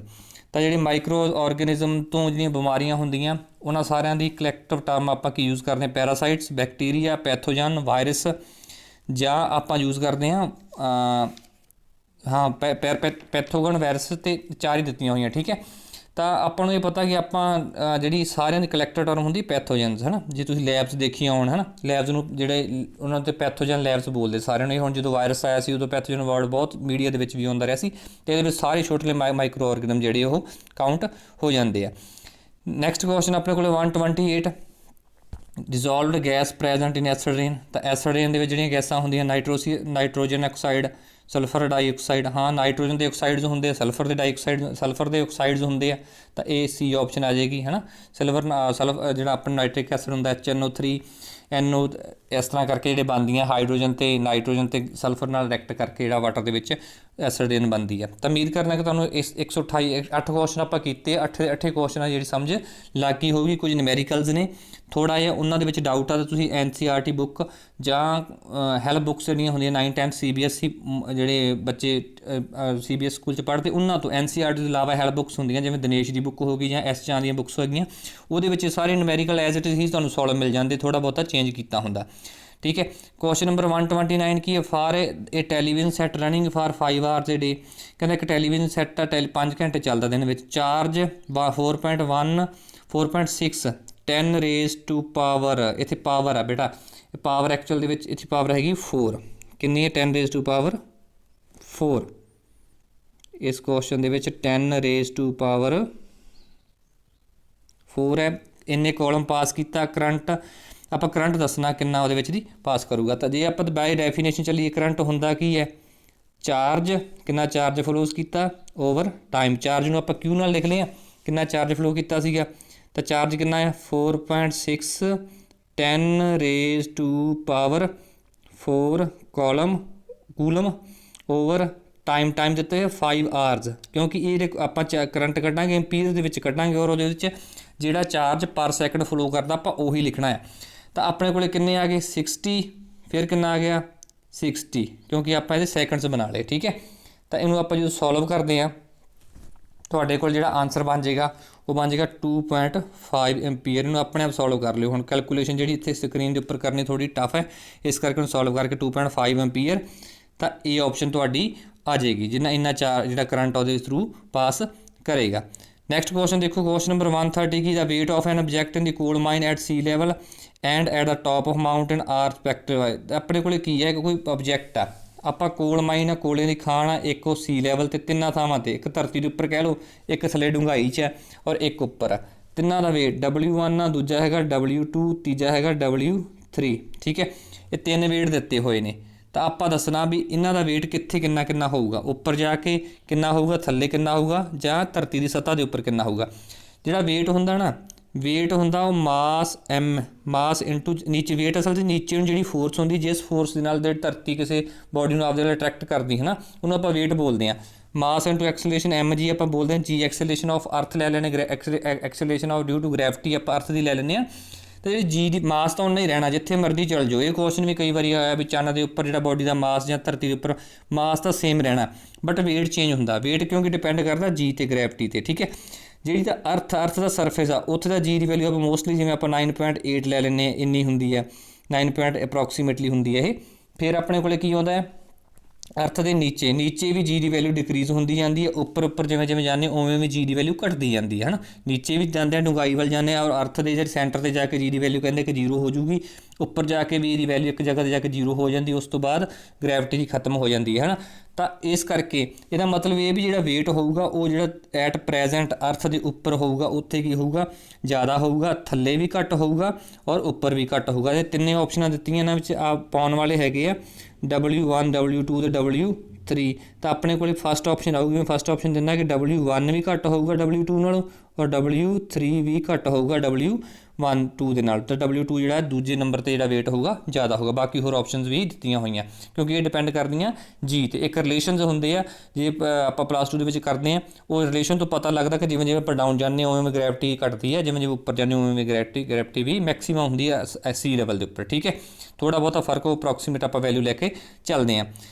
Next question ਆਪਣੇ ਕੋਲ ਹੈਗਾ ਜਿਹੜਾ ਕੁਐਸਚਨ ਨੰਬਰ ਹੈਗਾ ਕਿੰਨਾ ਨੰਬਰ ਕੁਐਸਚਨ ਆ ਗਿਆ ਆਪਣੇ ਕੋਲ 131। ਕ੍ਰਿਟੀਕਲ ਟੈਂਪਰੇਚਰ ਕਹਿੰਦਾ critical temperature of water is higher than that of oxygen because the water molecule has. ਕਹਿੰਦਾ ਕਿ ਜਿਹੜਾ ਕ੍ਰਿਟੀਕਲ ਟੈਂਪਰੇਚਰ ਹੁੰਦਾ ਹੈ ਵਾਟਰ ਦਾ ਉਹ ਹਾਈ ਹੁੰਦਾ ਹੈ ਆਕਸੀਜਨ ਦੇ ਕ੍ਰਿਟੀਕਲ ਟੈਂਪਰੇਚਰ ਦੇ ਨਾਲੋਂ। ਠੀਕ ਹੈ, ਇੱਕ ਕਾਰਨ ਕੀ ਆ ਅਸਲ ਦੇ ਵਿੱਚ ਕ੍ਰਿਟੀਕਲ ਟੈਂਪਰੇਚਰ ਆਪਾਂ ਉਹ ਟੈਂਪਰੇਚਰ ਲੈਂਦੇ ਹਾਂ ਵੀ ਮੈਕਸੀਮਮ ਜਿਸ ਟੈਂਪਰੇਚਰ ਤੋਂ ਬਾਅਦ ਜਿਹੜਾ ਸਬਸਟੈਂਸ ਆ ਉਹਨੂੰ ਆਪਾਂ ਲਿਕੁਇਫਾਈਡ ਨਹੀਂ ਕਰ ਸਕਦੇ ਹੈ ਨਾ। ਠੀਕ ਹੈ, at and above which vapour of substance can not be liquefied. ਠੀਕ ਹੈ, highest temperature at which substance can exist as a liquid. ਐ ਸੋਚੋ ਵੱਧ ਤੋਂ ਵੱਧ ਉਹ ਟੈਂਪਰੇਚਰ ਜਿਸ ਟੈਂਪਰੇਚਰ 'ਤੇ ਜਿਹੜਾ ਲਿਕੁਇਡ ਆ, ਜਿਵੇਂ ਆਪਣੇ ਕੋਲ ਵਾਟਰ ਲੈ ਲਈਏ ਆਪਾਂ ਐਗਜ਼ਾਮਪਲ ਵਾਟਰ ਦਿੱਤੀ ਹੋਈ ਹੈ, ਉਹਨੂੰ ਗਰਮ ਕਰੀ ਜਾਂਦੇ ਇੱਕ ਜਗ੍ਹਾ 'ਤੇ ਜਾ ਕੇ ਉਹਨੇ ਵੇਪਰ ਬਣਨਾ ਨਾ, ਤਾਂ ਮੈਕਸੀਮਮ ਕਿਸ ਜਗ੍ਹਾ 'ਤੇ ਜਾ ਕੇ ਵਾਟਰ ਹੀ ਰਹਿ ਗਿਆ ਫਿਰ ਉਹ ਵੇਪਰ ਬਣਿਆ। ਤਾਂ ਜਿਹੜਾ ਮੈਕਸੀਮਮ ਟੈਂਪਰੇਚਰ ਹੁੰਦਾ ਉਹਨੂੰ ਆਪਾਂ ਬੋਲਦੇ ਹਾਂ ਕ੍ਰਿਟੀਕਲ ਟੈਂਪਰੇਚਰ। ਹੁਣ ਜਦੋਂ ਵਾਟਰ ਟੂ ਵੇਪਰ ਬਣਨ ਦਾ ਮਤਲਬ ਇਹ ਹੁੰਦਾ ਕਿ ਜਿਹੜੇ ਮੋਲੀਕਿਊਲਸ ਹੁੰਦੇ ਜਿਹੜੇ ਵਾਟਰ ਲਿਕੁਇਡ ਸਟੇਟ ਹੁੰਦਾ, ਲਿਕੁਇਡ ਸਟੇਟ ਦੇ ਜਿਹੜੇ ਮੋਲੀਕਿਊਲਸ ਹੁੰਦੇ ਆ ਉਹ એનર્ਜੀ ਲੈ ਕੇ ਦੂਰ ਹੋ ਜਾਂਦੇ ਆ ਔਰ ਗੈਸ ਸਟੇਟ ਦੇ ਵਿੱਚ ਚਲੇ ਜਾਂਦੇ, ਆਪਾਂ ਕਹਿੰਦੇ ਵੇਪਰ ਚਲੇ ਗਏ। ਇਹਦਾ ਮਤਲਬ ਦੂਰ ਹੋਣ ਦਾ ਮਤਲਬ ਉਹਨਾਂ ਦੇ ਵਿੱਚ ਜਿਹੜੀ ਆ ਫੋਰਸ ਆਫ ਅਟਰੈਕਸ਼ਨ ਘਟਦੀ ਆ, ਯਾਨੀ ਕਿ ਉਹਨਾਂ ਨੂੰ ਮਤਲਬ ਇਹ ਹੈ ਕਿ ਉਹਨਾਂ ਦੇ ਵਿੱਚ ਜਿਹੜੀ ਹੈ ਆਪਸ ਵਿੱਚ ਜਿਹੜੀ ਆਪਾਂ એનર્ਜੀ ਦਿੱਤੀ ਥੱਲੇ ਆਪਸ ਵਿੱਚ ਜਿਹੜੀ ਫੋਰਸ ਆਫ ਅਟਰੈਕਸ਼ਨ ਘਟੀ ਆ। ਹੁਣ ਮੈਕਸੀਮਮ ਟੈਂਪਰੇਚਰ ਦਾ ਮਤਲਬ ਇਹ ਜਿਨ੍ਹਾਂ ਵਿੱਚ ਫੋਰਸ ਆਫ ਅਟਰੈਕਸ਼ਨ ਜ਼ਿਆਦਾ ਹੋਊਗੀ ਉਹ ਜ਼ਿਆਦਾ એનર્ਜੀ ਲੈਣਗੇ ਤਾਂ ਉਹਨਾਂ ਨੂੰ ਜ਼ਿਆਦਾ ਉਹਨਾਂ ਦਾ ਕ੍ਰਿਟੀਕਲ ਟੈਂਪਰੇਚਰ ਹੋਊਗਾ। ਇੱਥੇ ਉਹਨੇ ਕਿਹਾ ਵੀ ਵਾਟਰ ਦਾ ਜ਼ਿਆਦਾ ਆ ਆਕਸੀਜਨ ਦੇ ਨਾਲੋਂ। ਆਪਸ਼ਨਾਂ ਦਿੱਤੀਆਂ ਕਿ favour electron electron than oxygen. ਕਹਿੰਦਾ ਕਿ ਇਹਦੇ ਵਿੱਚ ਕੀ ਹੁੰਦੇ, ਜ਼ਿਆਦਾ ਇਲੈਕਟ੍ਰੋਨ ਹੁੰਦੇ ਆਕਸੀਜਨ ਦੇ, ਇਲੈਕਟ੍ਰੋਨ ਦੀ ਫੇਵਰ ਕਰਦੇ ਆ ਹੈ ਨਾ, ਆਕਸੀਜਨ ਦੇ ਐਟਮ ਦੀ ਫੇਵਰ ਕਰਦੇ। ਇਹਦਾ ਮਤਲਬ ਇਹੀ ਹੈ ਨਾ, ਜੇ ਆਪਾਂ ਉਹਦਾ ਡਾਟ ਸਟਰਕਚਰ ਬਣਾਉਣੇ ਆ ਤਾਂ ਇਲੈਕਟ੍ਰੋਨ ਜਿਹੜੇ ਹੁੰਦੇ ਆ ਉਨੇ ਹੁਣ ਇੱਥੇ ਆਪਣੇ ਕੋਲ ਲੀਨੀਅਰ ਸ਼ੇਪ ਦਾ ਬਣਦਾ ਹੁੰਦਾ ਹੈ ਨਾ, ਆਕਸੀਜਨ ਦੇ ਇਸ ਤਰ੍ਹਾਂ ਹੀ ਬਣਦੇ ਹੁੰਦੇ ਆ ਨਾ, ਇਸ ਤਰ੍ਹਾਂ ਜੀ ਕਰਕੇ। ਠੀਕ ਹੈ, ਇਹਦਾ ਆਪਣੇ ਕੋਲ ਲੀਨੀਅਰ ਸ਼ੇਪ ਦਾ ਬਣਦੂਗਾ। ਬਟ ਆਪਾਂ ਕੀ ਕਰਦੇ ਹਾਂ, ਆਪਾਂ ਦੇਖਦੇ ਹਾਂ ਪਹਿਲਾਂ ਸਭ ਤੋਂ ਪਹਿਲਾਂ ਦੇਖਦੇ ਹਾਂ ਵਾਟਰ ਦਾ ਆਪਾਂ ਜੇ ਸਟਰਕਚਰ ਬਣਾ ਕੇ ਦੇਖਦੇ ਹਾਂ ਹੈ ਨਾ, ਕੀ ਹੁੰਦਾ ਆਕਸੀਜਨ ਹੋ ਗਈ ਸੈਂਟਰ ਦੇ ਵਿੱਚ ਔਰ ਇਹਦੇ ਵਿੱਚ ਆਪਣੇ ਕੋਲ ਇੱਕ ਹਾਈਡਰੋਜਨ ਇੱਧਰ ਹੋ ਗਿਆ, ਇੱਕ ਹਾਈਡਰੋਜਨ ਇੱਧਰ ਹੋ ਗਿਆ, ਇੱਥੇ ਇੱਕ ਇਲੈਕਟ੍ਰੋਨ ਆਕਸੀਜਨ ਦਿੱਤਾ ਸੀ, ਇੱਥੇ ਵੀ ਇਲੈਕਟ੍ਰੋਨ ਆਕਸੀਜਨ ਦਿੱਤਾ ਸੀਗਾ, ਇੱਥੇ ਇੱਕ ਇਲੈਕਟ੍ਰੋਨ ਹਾਈਡਰੋਜਨ ਦਾ, ਇੱਥੇ ਇੱਕ ਇਲੈਕਟ੍ਰੋਨ ਹਾਈਡਰੋਜਨ ਦਾ ਵੀ ਸ਼ੇਪ ਦਾ ਮੋਲੀਕੂਲ ਬਣਦੇ। ਇੱਥੇ ਦੋ ਇਹਦੇ ਲੋਨ ਪੇਅਰ ਹੋਣਗੇ ਹੈ ਨਾ, ਲੋਨ ਪੇਅਰ ਹੋਣਗੇ। ਤਾਂ ਆਪਣੇ ਕੋਲੇ ਕੀ ਹੈ, ਕਹਿੰਦਾ ਕਿ ਇਹ ਚੀਜ਼ ਜਿਹੜੀ ਪਹਿਲੀ ਫਸਟ ਕੁਐਸਚਨ ਇਹ ਵੀ ਆਪਸ਼ਨ, ਦੂਜਾ ਹੈ ਕੋਵੈਲੈਂਟ ਬੌਂਡ ਤਾਂ ਆਕਸੀਜਨ ਦੇ ਵਿੱਚ ਵੀ ਹੁੰਦੀ ਹੈ। ਤੀਜਾ ਕਹਿੰਦਾ ਵੀ ਸ਼ੇਪ ਆ, ਵੀ ਸ਼ੇਪ ਸਟਰਕਚਰ ਜਿਹੜਾ ਬਣਿਆ ਹੋਇਆ। ਚੌਥੀ ਜਿਹੜੀ ਆਪਸ਼ਨ ਡਾਈਪੋਲ ਮੂਵਮੈਂਟ ਬਣਦੀ ਹੈ ਵੀ ਥੋੜ੍ਹਾ ਜਿਹਾ ਅਤੇ slightly positive charge slightly negative charge ਇੱਥੇ ਆ ਜਾਂਦਾ, ਕਿਉਂਕਿ ਇਲੈਕਟ੍ਰੋਨੈਗੇਟਿਵਿਟੀ ਵਾਲਾ ਕਨਸੈਪਟ ਆ ਪੂਰਾ ਜਿਹੜਾ ਮੋਲੀਕੂਲ ਜਦੋਂ ਆਪਾਂ ਪੜ੍ਹਦੇ ਹਾਂ ਇੱਥੇ ਡੈਲਟਾ ਪੋਜ਼ੀਟਿਵ ਚਾਰਜ ਹੁੰਦਾ, ਇੱਥੇ ਵੀ ਡੈਲਟਾ ਪੋਜ਼ੀਟਿਵ ਚਾਰਜ। ਇਸ ਕਰਕੇ ਇਹਦੇ ਵਿੱਚ ਫੋਰਸ ਆਫ ਅਟਰੈਕਸ਼ਨ ਜ਼ਿਆਦਾ ਹੁੰਦੀ ਆ as compare to the oxygen. ਜਦੋਂ ਇਹਦਾ ਮਤਲਬ ਇਹ ਹੈ ਵੀ ਜਦੋਂ ਫੋਰਸ ਆਫ ਅਟਰੈਕਸ਼ਨ ਇਹਨਾਂ ਦੇ ਵਿੱਚ ਜ਼ਿਆਦਾ ਹੋਊਗੀ ਤਾਂ ਕੀ ਹੋਊਗਾ, ਇਹਨੂੰ ਜ਼ਿਆਦਾ એનર્ਜੀ ਚਾਹੀਦੀ ਹੋਊਗੀ ਵੈਪੋਰੇਟ ਹੋਣ ਵਾਸਤੇ, ਤਾਂ ਇਹਦਾ ਜਿਹੜਾ ਕ੍ਰਿਟੀਕਲ ਟੈਂਪਰੇਚਰ ਜ਼ਿਆਦਾ ਹੋਊਗਾ। ਤਾਂ ਡੀ ਆਪਸ਼ਨ ਇਹਦੀ ਆਏਗੀ। ਕੁਐਸਚਨ ਨੰਬਰ 132 ਕੀ ਹੈ, which is the correct sequence of occurrence in the nitrogen cycle from the nitrogen gas. Starting ਆਪਾਂ ਨਾਈਟ੍ਰੋਜਨ ਗੈਸ ਤੋਂ ਸਟਾਰਟ ਕਰਨਾ। ਆਪਾਂ ਨੂੰ ਪਤਾ ਕਿ ਐਟਮੋਸਫੀਅਰ ਦੇ ਵਿੱਚ ਜਿਹੜੀ ਨਾਈਟ੍ਰੋਜਨ ਜਿਹੜੀ ਆ ਮੈਕਸੀਮਮ ਪਈ ਆ। ਨਾਈਟ੍ਰੋਜਨ ਸਾਈਕਲ ਕੀ ਹੁੰਦਾ ਕਿ ਉਹ ਜਿਹੜੀ ਨਾਈਟ੍ਰੋਜਨ ਹੁੰਦੀ ਆ ਉਹ ਆਪਣੇ ਆਰਗੈਨਿਜ਼ਮ ਦੇ ਵਿੱਚ ਆਉਂਦੀ ਆ, ਐਨਵਾਇਰਨਮੈਂਟ ਵਿੱਚ ਐਟਮੋਸਫੀਅਰ ਦੇ ਥਰੂ ਆਉਂਦੀ ਆ ਔਰ ਉਹ ਆਪਣੇ ਜਿਹੜੇ ਜੀਵ ਜੰਤੂ ਉਹਨਾਂ ਦੇ ਵਿੱਚ ਆ ਕੇ ਫਿਰ ਉਹ ਡੀਨਾਈਟ੍ਰੀਫਿਕੇਸ਼ਨ ਹੁੰਦੀ ਹੈ ਔਰ ਫਿਰ ਨਾਈਟ੍ਰੋਜਨ ਗੈਸ ਬਣ ਕੇ ਏਅਰ ਦੇ ਵਿੱਚ ਚਲੇ ਜਾਂਦੀ। ਜਿਵੇਂ ਕਾਰਬਨ ਸਾਈਕਲ ਹੋ ਗਿਆ, ਵਾਟਰ ਸਾਈਕਲ ਹੋ ਗਿਆ।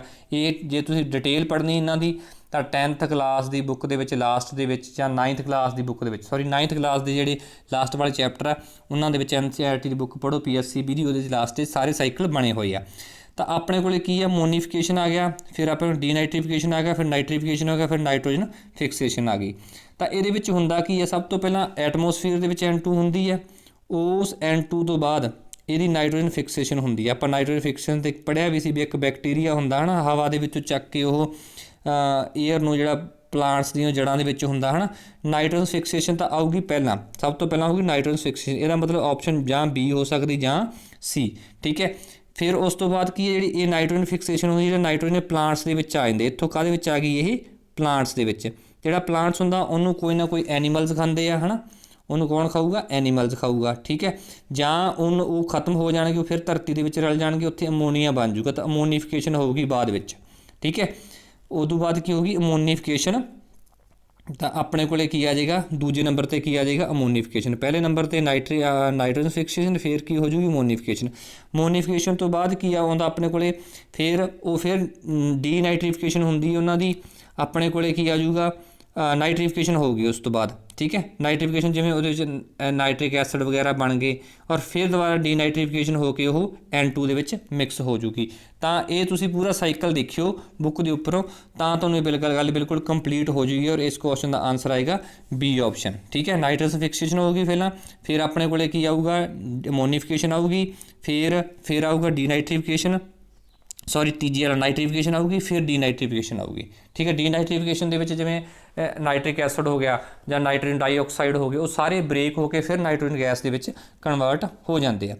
ਨੈਕਸਟ ਕੁਐਸਚਨ ਕੀ ਹੈ, 133, sodium oxide is oxide and sulphur dioxide is dash oxide. ਅਸਲ ਦੇ ਵਿੱਚ ਸੋਡੀਅਮ ਅਤੇ ਸਲਫਰ ਦੋਵਾਂ ਦੀ ਗੱਲ ਕੀਤੀ ਹੈ ਨਾ। ਜੇ ਆਪਾਂ ਸੋਡੀਅਮ ਦੀ ਗੱਲ ਕਰੀਏ ਤਾਂ ਸੋਡੀਅਮ ਜਿਹੜਾ ਆਪਣੇ ਕੋਲ ਹੈਗਾ ਆ, ਸੋਡੀਅਮ ਇੱਕ ਮੈਟਲ ਆ, ਔਰ ਜਦੋਂ ਮੈਟਲ ਆਕਸੀਜਨ ਨਾਲ ਰਿਐਕਟ ਕਰਦੀ ਆਕਸਾਈਡ ਬਣਾਉਂਦੀ ਤਾਂ ਉਹ ਐਸਿਡਿਕ ਆਕਸਾਈਡ, ਜਿਵੇਂ ਸੋਡੀਅਮ ਨੇ ਬੇਸਿਕ ਕਰੈਕਟਰ ਬਣਾਊਗੀ। ਜਿਵੇਂ ਸੋਡੀਅਮ ਹੈ, ਸੋਡੀਅਮ ਜਦੋਂ ਆਪਣੇ ਕੋਲੇ ਰਿਐਕਟ ਕਰੂਗਾ ਸੋਡੀਅਮ ਆਕਸਾਈਡ, ਠੀਕ ਹੈ, ਸੋਡੀਅਮ ਆਕਸਾਈਡ ਹੋ ਗਿਆ ਨਾ, ਔਰ ਇਹ ਕੀ ਬਣਾਊਗਾ, ਜਿਵੇਂ ਵਾਟਰ ਦੇ ਵਿੱਚ ਮੰਨ ਲਓ ਮਿਕਸ ਕਰਤਾ ਤਾਂ ਸੋਡੀਅਮ ਹਾਈਡਰੋਕਸਾਈਡ ਬਣ ਜੂ, ਤਾਂ ਹਾਈਡਰੋਕਸਿਲ ਆਇਨ ਦਊਗਾ। ਜਦੋਂ ਜਿਹੜਾ ਹਾਈਡਰੋਕਸਿਲ ਆਇਨ ਦੇਵੇ ਉਹ ਕੀ ਹੁੰਦਾ, ਬੇਸਿਕ ਨੇਚਰ ਹੁੰਦਾ। ਅਤੇ ਸਲਫਰ ਡਾਈਆਕਸਾਈਡ ਹੈ, ਜਿਹੜਾ ਸਲਫਰ ਡਾਈਆਕਸਾਈਡ ਉਹ ਐਚ ਨਾਲ ਕਨੈਕਟ ਕਰਕੇ ਹੈ ਨਾ, ਸਲਫਰ ਡਾਈਆਕਸਾਈਡ ਉਹ ਜਿਵੇਂ ਆਪਣੇ ਕੋਲੇ ਕਹਿ ਦਿੰਦੇ ਕਿ ਸਲਫਰ ਨਾਈਟ੍ਰੇਟ ਇਹ ਐਸਿਡਿਕ ਹੁੰਦਾ, ਨਾਈਟ੍ਰਿਕ ਐਸਿਡ ਹੁੰਦੇ ਆ। ਤਾਂ C ਆਪਸ਼ਨ ਆਏਗੀ 133 ਦੀ। ਬਿਲਕੁਲ ਈਜ਼ੀ ਕੁਐਸਚਨ ਸੀਗਾ। ਉਮੀਦ ਕਰਦਾ ਕਿ ਤੁਹਾਨੂੰ ਇਸ ਤੱਕ ਸਾਰੇ ਕੁਐਸਚਨ ਜਿਹੜੇ ਕਲੀਅਰ ਸਭ ਪਤਾ ਲੱਗ ਗਿਆ ਹੋਊਗਾ। ਨੈਕਸਟ ਕੁਐਸਚਨ ਆਪਣੇ ਕੋਲੇ ਕੀ ਆ, what are the stomata responsible ਫਿਰ ਫਾਰ। ਕਹਿੰਦਾ ਕਿ ਜਿਹੜੇ ਸਟੋਮੈਟਾ ਹੁੰਦੇ ਉਹ ਕਾਹਦੇ ਲਈ ਰਿਸਪੋਂਸੀਬਲ ਹੁੰਦੇ ਆ, ਠੀਕ ਹੈ। ਇਹ ਬਿਲਕੁਲ ਈਜ਼ੀ ਹੈ ਵੀ absorption of water, exchange of gases, transpirations, ਤਾਂ ਇਹ ਸਾਰਾ ਕੁਝ ਹੀ ਕਰਦੇ ਆ। ਇੱਕ ਤਾਂ ਗੱਲ ਤਾਂ ਕਲੀਅਰ ਹੈ ਵੀ ਐਕਸਚੇਂਜ ਆਫ ਗੈਸਸ ਤਾਂ ਹੈਗਾ ਹੀ ਹੈਗਾ। ਇਹ ਤਾਂ ਪਤਾ ਵੀ ਕਾਰਬਨ ਡਾਈਆਕਸਾਈਡ ਜਿਹੜੇ ਹਵਾ ਦੇ ਵਿੱਚੋਂ ਜਿਹੜਾ ਪਲਾਂਟਸ ਆ ਉਹ ਪੱਤਿਆਂ ਵਾਲੇ ਜਿਹਨੂੰ ਕਹਿੰਦੇ ਸਾਹ ਲੈਂਦਾ ਹੈ ਨਾ, ਤਾਂ ਇਹ ਵੀ ਪਤਾ ਇਵੈਪੋਰੇਟ ਹੁੰਦਾ ਵਾਟਰ ਬਹੁਤ ਜ਼ਿਆਦਾ। ਤਾਂ ਇਹਦੇ ਵਿੱਚ ਕੀ ਹੁੰਦਾ ਕਿ ਜਦੋਂ ਜਿਹੜਾ ਆਪਣੇ ਕੋਲੇ ਏਅਰ ਦੇ ਵਿੱਚ ਹਿਊਮਿਡਿਟੀ ਜ਼ਿਆਦਾ ਹੁੰਦੀ ਹੈ, ਜਦੋਂ ਵਾਟਰ ਦਾ ਮੋਇਸਚਰਾਈਜ਼ ਜ਼ਿਆਦਾ ਹੁੰਦਾ ਤਾਂ ਉਦੋਂ ਅਬਜ਼ੋਰਪਸ਼ਨ ਵੀ ਇਹ ਥਰੂ ਏਅਰ ਕਰਦਾ ਹੈ ਨਾ। ਜਿਵੇਂ ਆਪਾਂ ਦੇਖਦੇ ਹਾਂ ਜਦੋਂ ਜ਼ਿਆਦਾ ਸੇਕ ਹੁੰਦਾ ਤਾਂ ਉਦੋਂ ਪੱਤੇ ਕਮਲਾਉਂਦੇ ਆ, ਤਾਂ ਉਦੋਂ ਕੀ ਟਰਾਂਸਪੀਰੇਸ਼ਨ ਜ਼ਿਆਦਾ ਹੁੰਦੀ ਹੈ, ਇਵੇਂ ਅਬਜ਼ੋਰਪਸ਼ਨ ਵੀ ਹੁੰਦੀ ਹੈ। ਤਾਂ D ਆ ਜਾਏਗਾ ਆਪਸ਼ਨ। ਕੁਐਸਚਨ ਨੰਬਰ ਆਪਣੇ ਕੋਲੇ ਜਿਹੜਾ ਹੈਗਾ ਆ 134, ਉਹਦੀ ਆਪਸ਼ਨ ਕਿਹੜੀ ਆਏਗੀ, D option. Next question 135 Ki, amoeba is a farm of, ਜਿਹੜਾ ਅਮੀਬਾ ਹੁੰਦਾ ਕਿਹਦੀ ਫਾਰਮ ਆ, ਬੈਕਟੀਰੀਆ ਦੀ ਆ, ਵਾਇਰਸ ਦੀ ਆ, ਫੰਗੀ ਦੀ ਜਾਂ ਪ੍ਰੋਟੋਜ਼ੋਆ ਆਊਗਾ। ਤਾਂ ਇਹ ਆਊਗਾ ਪ੍ਰੋਟੋਜ਼ੋਆ। ਇਹ ਇਸ ਦੀ ਫਾਰਮ ਨਾ ਬੈਕਟੀਰੀਆ ਨਾ ਵਾਇਰਸ ਆ ਅਤੇ ਨਾ ਹੀ ਫੰਗੀ ਹੈ। ਨੈਕਸਟ ਕੁਐਸਚਨ 136 ਕੀ ਹੈ ਕਿ what are the leaf is commonly use to prepare a slide of stomata. ਕਹਿੰਦਾ ਕਿ ਆਪਾਂ ਪੱਤਾ ਜਿਹੜਾ ਉਹਦਾ ਕਿਹੜਾ ਹਿੱਸਾ, ਵਟ ਪਾਰਟਸ ਪੱਤੇ ਦਾ, ਜਦੋਂ ਆਪਾਂ ਇੱਕ ਮਾਈਕਰੋਸਕੋਪ ਦੇ ਵਿੱਚ ਦੇਖਣਾ ਹੋਵੇ ਨਾ, ਇੱਕ ਸਲਾਈਡਾਂ ਬਣੀਆਂ ਹੁੰਦੀਆਂ, ਛੋਟੇ ਛੋਟੇ ਸਲਾਈਡਸ ਬਣਾ ਕੇ ਆਪਾਂ ਮਾਈਕਰੋਸਕੋਪ ਦੇ ਵਿੱਚ ਦੇਖਦੇ ਹਾਂ, ਸਾਰਾ ਉਹਦਾ ਸਟਰਕਚਰ ਦੇਖਦੇ ਹਾਂ, ਸੈੱਲ ਦਾ ਸਟਰਕਚਰ ਦੇਖਦੇ ਹਾਂ। ਕਹਿੰਦਾ ਕਿ ਜਦੋਂ ਆਪਾਂ ਇਹ ਸਲਾਈਡ ਬਣਾਉਣੀ ਤਾਂ ਲੀਫ ਦਾ ਕਿਹੜਾ ਪਾਰਟ ਯੂਜ਼ ਕਰਦੇ ਹਾਂ, ਤਾਂ ਆਪਾਂ ਐਪੀਡਰਮ ਹੁੰਦੇ ਆ ਉਹਨੂੰ ਯੂਜ਼ ਕਰਾਂਗੇ। ਤਾਂ ਕਿ ਅਸਲ ਦੇ ਵਿੱਚ ਉਹ ਹੁੰਦਾ ਕਿ ਪੱਤੇ ਦਾ ਉੱਪਰ ਵਾਲਾ ਹਿੱਸਾ ਹੁੰਦਾ ਹੈ, ਉਹਦੇ ਵਿੱਚੋਂ ਆਪਾਂ ਉਹਨੂੰ ਯੂਜ਼ ਕਰ ਲੈਂਦੇ ਹਾਂ ਲੀਫ ਦਾ, ਉਹਨੂੰ ਆਪਾਂ ਬੋਲਦੇ ਹਾਂ ਲੀਫ ਐਪੀਡਰਮਸ, ਠੀਕ ਹੈ। ਤਾਂ ਆਪਣੇ ਕੋਲੇ ਕੀ ਆ ਜਾਏਗੀ, D ਆਪਸ਼ਨ। ਅਸਲ ਵਿੱਚ ਜਿਹੜੀ ਲੀਫ ਪੈਟੀਪੀਟੋਲਸ ਹੁੰਦੇ ਆ ਆਪਣੇ ਕੋਲੇ ਹੈ ਨਾ, ਉਹ ਕੀ ਹੁੰਦੇ ਆ, ਉਹ ਪੱਤੀ ਦੀ ਡੰਡੀ ਹੁੰਦੀ ਹੈ। ਪਹਿਲੀ ਤੇ ਆ ਜਾਊਗੀ ਡੰਡੀ ਨਹੀਂ ਆਪਾਂ ਯੂਜ਼ ਕਰਦੇ, ਠੀਕ ਹੈ। ਦੂਜੀ ਜਿਹੜੀ ਹੁੰਦੀ ਹੈ ਪੈਕਸ ਹੁੰਦੀ ਹੈ ਆਪਣੇ ਕੋਲੇ, ਉਹ ਕਿਹੜੀ ਆਉਂਦੀ ਹੈ, ਇਹ ਡੰਡੀ ਆ ਜਾਊਗੀ ਹੈ ਨਾ। ਦੂਜੀ ਆਪਣੇ ਕੋਲ ਪੈਕਸ ਜਿਹੜੀ ਹੁੰਦੀ ਆ, ਇਹਦੇ ਵਿੱਚ ਆ ਜਾਏਗਾ ਨੋਕ, ਪੱਤੇ ਦੀ ਕੀ ਆਊਗੀ, ਨੋਕ, ਇਹ ਵੀ ਨਹੀਂ। ਤੀਜਾ ਮਾਰਜਨ ਕੀ ਹੁੰਦਾ ਹੈ ਆਪਣੇ ਕੋਲੇ, ਮਾਰਜਨ ਉਹਦਾ ਹੁੰਦਾ ਆ ਇੱਕ ਤਰ੍ਹਾਂ ਦੇ ਨਾਲ ਜਿਹਨੂੰ ਆਪਾਂ ਬੋਲਦੇ ਕਿਨਾਰਾ ਹੈ ਨਾ, ਕਿਨਾਰਾ ਆ ਜਾਊਗਾ। ਆਪਣੇ ਕੋਲ ਐਪੀਡਰਮ ਆਊਗਾ ਜਿਹਦਾ मतलब ਹੁੰਦਾ ਹੈ ਆਪਣੇ ਕੋਲੇ ਬਾਹਰਲੀ ਪਰਤ। ਆਪਾਂ ਇਹਨੂੰ ਯੂਜ਼ ਕਰਾਂਗੇ। ਕੀ ਹੁੰਦੀ ਹੈ ਇਹ? ਬਾਹਰਲੀ ਪਰਤ ਹੁੰਦੀ, ਇਹਨੂੰ ਉੱਪਰ ਥੋੜ੍ਹਾ ਜਿਹਾ ਛਿੱਲ ਕੇ ਆਪਾਂ ਯੂਜ਼ ਕਰ ਲੈਂਦੇ ਹਾਂ, ਹੈ ਨਾ। ਠੀਕ ਹੈ, ਤਾਂ ਇਹ 136 ਦਾ ਕੁਐਸਚਨ ਦਾ ਕੀ ਆ ਜਾਏਗਾ? ਡੀ। ਆਪਾਂ ਜਿਹੜੀ ਜਿਹੜੀਆਂ ਸਲਾਈਡਾਂ ਬਣਾਉਣੀਆਂ ਹੁੰਦੀਆਂ ਉਹਦੇ ਵਾਸਤੇ ਆਪਾਂ ਪੱਤੇ ਦਾ ਕਿਹੜਾ ਹਿੱਸਾ ਲੈਂਦੇ ਹਾਂ। ਕੁਐਸਚਨ ਨੰਬਰ 137 ਆਪਣੇ ਕੋਲੇ ਕੀ ਹੈ? ਦ ਮੈਨ slides freely down A ਫ੍ਰੈਕਸ਼ਨਲੈਸ ਇਨਕਲਾਈਡ plain while his bag is dropped vertical from the same height. The final speed of the man v and of u ਇੱਥੇ ਜਾਊਗੀ and u of the bag, ਇੱਥੇ u ਆਊਗਾ ਬੇਟਾ। v ਕਹਿੰਦਾ ਮੈਨ ਦੀ ਹੈ ਤੇ u ਕਿਹਦੀ ਹੈ? ਬੈਗ ਦੀ ਹੈ। ਕਹਿੰਦਾ ਇਹ ਸੱਚ ਦੈਟ, ਕਹਿੰਦਾ ਇਸ ਫਾਈਨਲ ਸਪੀਡ ਦੱਸਣੀ ਹੈ ਵੀ ਇੱਕ ਆਦਮੀ ਆ ਉਹ ਹਾਈਟ ਤੋਂ ਨਾਲ ਹੀ ਉਹ ਬੈਗ ਸਿੱਟ ਦਿੰਦਾ, ਬਟ ਨਾਲ ਉਹ ਫ੍ਰਿਕਸ਼ਨਲੈਸ ਇਨਕਲਾਈਡ ਪਲੇਨ ਦੀ ਗੱਲ ਕਰਦਾ ਹੈ। ਤਾਂ ਲਾਸਟ ਦੋਨਾਂ ਦੀ ਸਪੀਡ ਕੀ ਹੋਊਗੀ? ਬਰਾਬਰੀ ਹੋਊਗੀ। ਇਹ ਆਪਸ਼ਨ ਆਏਗੀ। ਫਾਈਨਲ 'ਤੇ ਜਿਹੜੀ ਸਪੀਡ ਦੋਨਾਂ ਦੀ ਕੀ ਹੋਊਗੀ? ਬਰਾਬਰ ਹੋਊਗੀ। ਨੈਕਸਟ ਕੁਐਸਚਨ ਆਪਣੇ ਕੋਲੇ ਕੀ ਹੈ? Question number 138। A concave mirror is placed on a horizontal table with its axis directed vertically upward. Let O be the pole of the mirror and C be its center of curvature, and a object is placed at C. It has a real image also located at C. If the mirror is now filled with water, the image will be। ਤਾਂ question ਦੀ statement ਵੇਖ ਕੇ ਘਬਰਾਉਣਾ ਨਹੀਂ ਗਾ। ਇਹ ਆਪਾਂ ਕਨਕੇਵ mirror 'ਚ ਹਰੇਕ ਵਾਰ ਇੱਕ ਸਵਾਲ ਆਉਂਦਾ ਨਾ, ਤਾਂ ਇਹਦੇ ਵਿੱਚ ਕੀ ਆ ਵੀ ਕਨਕੇਵ ਮਿਰਰ ਦਿੱਤਾ ਸੀਗਾ। ਜੇ ਆਪਾਂ ਬਟ ਇਹਨੇ ਅੱਗੇ ਆਪਾਂ ਡਾਇਗਰਾਮ ਬਣਾਉਣ ਲੱਗਦੇ ਕਨਕੇਵ ਮਿਰਰ ਦੀ ਐਸ ਲੋਟ ਬਣਾਉਣੇ ਹੁੰਦੇ ਆ, ਪਰ ਹੁਣ ਆਪਾਂ ਐਸ ਲੋਟ ਨਹੀਂ ਬਣਾਉਣੀ। ਉਹਨੇ ਕਿਹਾ ਕਿ ਟੇਬਲ ਦੇ ਉੱਪਰ ਪਿਆ ਹੋਇਆ, ਤਾਂ ਹੁਣ ਆਪਾਂ ਕਨਕੇਵ ਮਿਰਰ ਦੀ ਡਾਇਗਰਾਮ ਕਿਵੇਂ ਬਣਾਵਾਂਗੇ? ਹੁਣ ਆਪਾਂ ਬਣਾਵਾਂਗੇ ਐਸ ਲੋਟ। ਠੀਕ ਹੈ, ਇੱਧਰੋਂ ਆਪਾਂ ਕੀ ਕਰਦੇ? ਇੱਕ ਮਿੰਟ ਮੈਂ ਦੁਬਾਰਾ ਬਣਾਉਣਾ, ਥੋੜ੍ਹਾ ਨੀਚੇ ਬਣਾਉਣੀ ਪਊਗੀ ਇਹ ਇਸ ਤਰ੍ਹਾਂ। ਇੱਧਰੋਂ ਆਪਾਂ ਉਹਨੂੰ ਪੋਲਿਸ਼ ਕਰ ਦਿੰਦੇ ਹਾਂ। ਇੱਧਰ ਆਪਣੇ ਕੋਲੇ ਕੀ ਹੈਗਾ? ਰਿਫਲੈਕਟਿਵ। ਇੱਥੋਂ ਆਪਣੇ ਕੋਲੇ ਇੱਕ ਲਾਈਨ ਆ ਗਈ, ਹੈ ਨਾ, ਜਿਹੜਾ ਉਹਦਾ ਆਪਾਂ ਐਕਸ ਕਹਿ ਲਓ। ਠੀਕ ਹੈ, ਇੱਥੇ ਉਹਦਾ ਸੈਂਟਰ ਆਫ ਕਰਵੇਚਰ ਲੈ ਲਿਆ ਸੀ, ਅਤੇ ਪੋਲ ਉਹ ਕਹਿੰਦਾ ਵੀ ਉਹ ਲੈਣਾ। ਪੋਲ ਨੂੰ ਕੀ ਲੈਣਾ ਤੁਸੀਂ? ਉਹ। ਤਾਂ ਇੱਥੇ ਆਪਣੇ ਕੋਲ ਐਫ ਆਊਗਾ, ਆਪਾਂ ਇਹਨਾਂ ਦੇ ਮਿਨ ਬਿਟਵੀਨ ਐਫ ਲੈ ਲੈਂਦੇ ਹੁੰਦੇ ਹਾਂ। ਤਾਂ ਜਦੋਂ ਆਪਾਂ ਸੈਂਟਰ ਆਫ ਕਰਵੇਚਰ ਦੇ ਉੱਪਰ ਐਂ ਲਿਖਿਆ ਹੌਰੀਜੈਂਟਲ ਟੇਬਲ 'ਤੇ ਪਿਆ directly vertical up, O be the pole of the mirror and C be center of curvature, A object is at placed at C। ਇੱਥੇ ਆਪਾਂ object ਰੱਖਿਆ, ਇੱਥੋਂ ਜਿਹੜੀ ਰੇਜ ਆਊਗੀ ਪੈਰਲਰ, ਉਸ ਤੋਂ ਬਾਅਦ ਫੋਕਸ ਵਿੱਚ ਦੀ ਪਾਸ ਕਰਦੀ ਹੁੰਦੀ ਨਾ, ਔਰ ਜਿਹੜੀ ਫੋਕਸ ਵਿੱਚੋਂ ਪਾਸ ਕਰੂਗੀ ਉਹ ਪੈਰਲਰ ਹੋ ਕੇ, ਤਾਂ ਇਹ ਇੱਥੇ ਸੇਮ ਆਬਜੈਕਟ ਬਣਾ ਲੈਣਗੇ, ਹੈ ਨਾ, ਜਿੰਨਾ ਰੀਅਲ ਤੇ ਸੇਮ ਆਬਜੈਕਟ ਬਣੂਗਾ। ਇਹ ਤਾਂ ਅਸੀਂ ਸਿੰਪਲ ਉੱਪਰ ਵਾਲਾ ਪੋਰਸ਼ਨ ਉਹਨੇ ਦਿੱਤਾ ਹੋਇਆ ਸੀ। ਹੁਣ ਅੱਗੇ ਆਪਣੇ ਕੋਲੇ ਕੀ ਹੈ?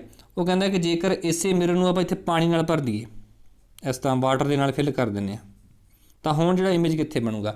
ਤਾਂ ਹੁਣ ਤੁਸੀਂ ਇਹ ਖਿਆਲ ਰੱਖਣਾ, ਜਿਹੜੀਆਂ ਆਪਾਂ ਰੇਜ਼ ਬਣਾਈਆਂ ਹੋਈਆਂ ਨੇ ਉਹਦੇ ਵਿੱਚ ਕੀ ਹੋਊਗਾ? ਜਿਹੜੀਆਂ ਰੇਜ਼ ਨੇ ਉਹ ਜਦੋਂ ਇੱਥੇ ਸਟਰਾਈਕ ਕਰਨ ਤੋਂ ਪਹਿਲਾਂ ਕੀ ਹੈ, ਇਹ ਰੇਅਰ ਟੂ ਡੈਂਜ਼ਰ ਮੀਡੀਅਮ ਦੇ ਵਿੱਚ ਚਲੇ ਜਾਣਗੀਆਂ। ਆ ਜਿਹੜਾ ਮੀਡੀਅਮ ਆ ਗਿਆ ਨਾ, ਇੱਥੇ ਦਾ ਰਿਫਰੈਕਟਿਵ ਇੰਡੈਕਸ ਜਿਹੜਾ ਉਹ ਕੰਮ ਕਰੂਗਾ।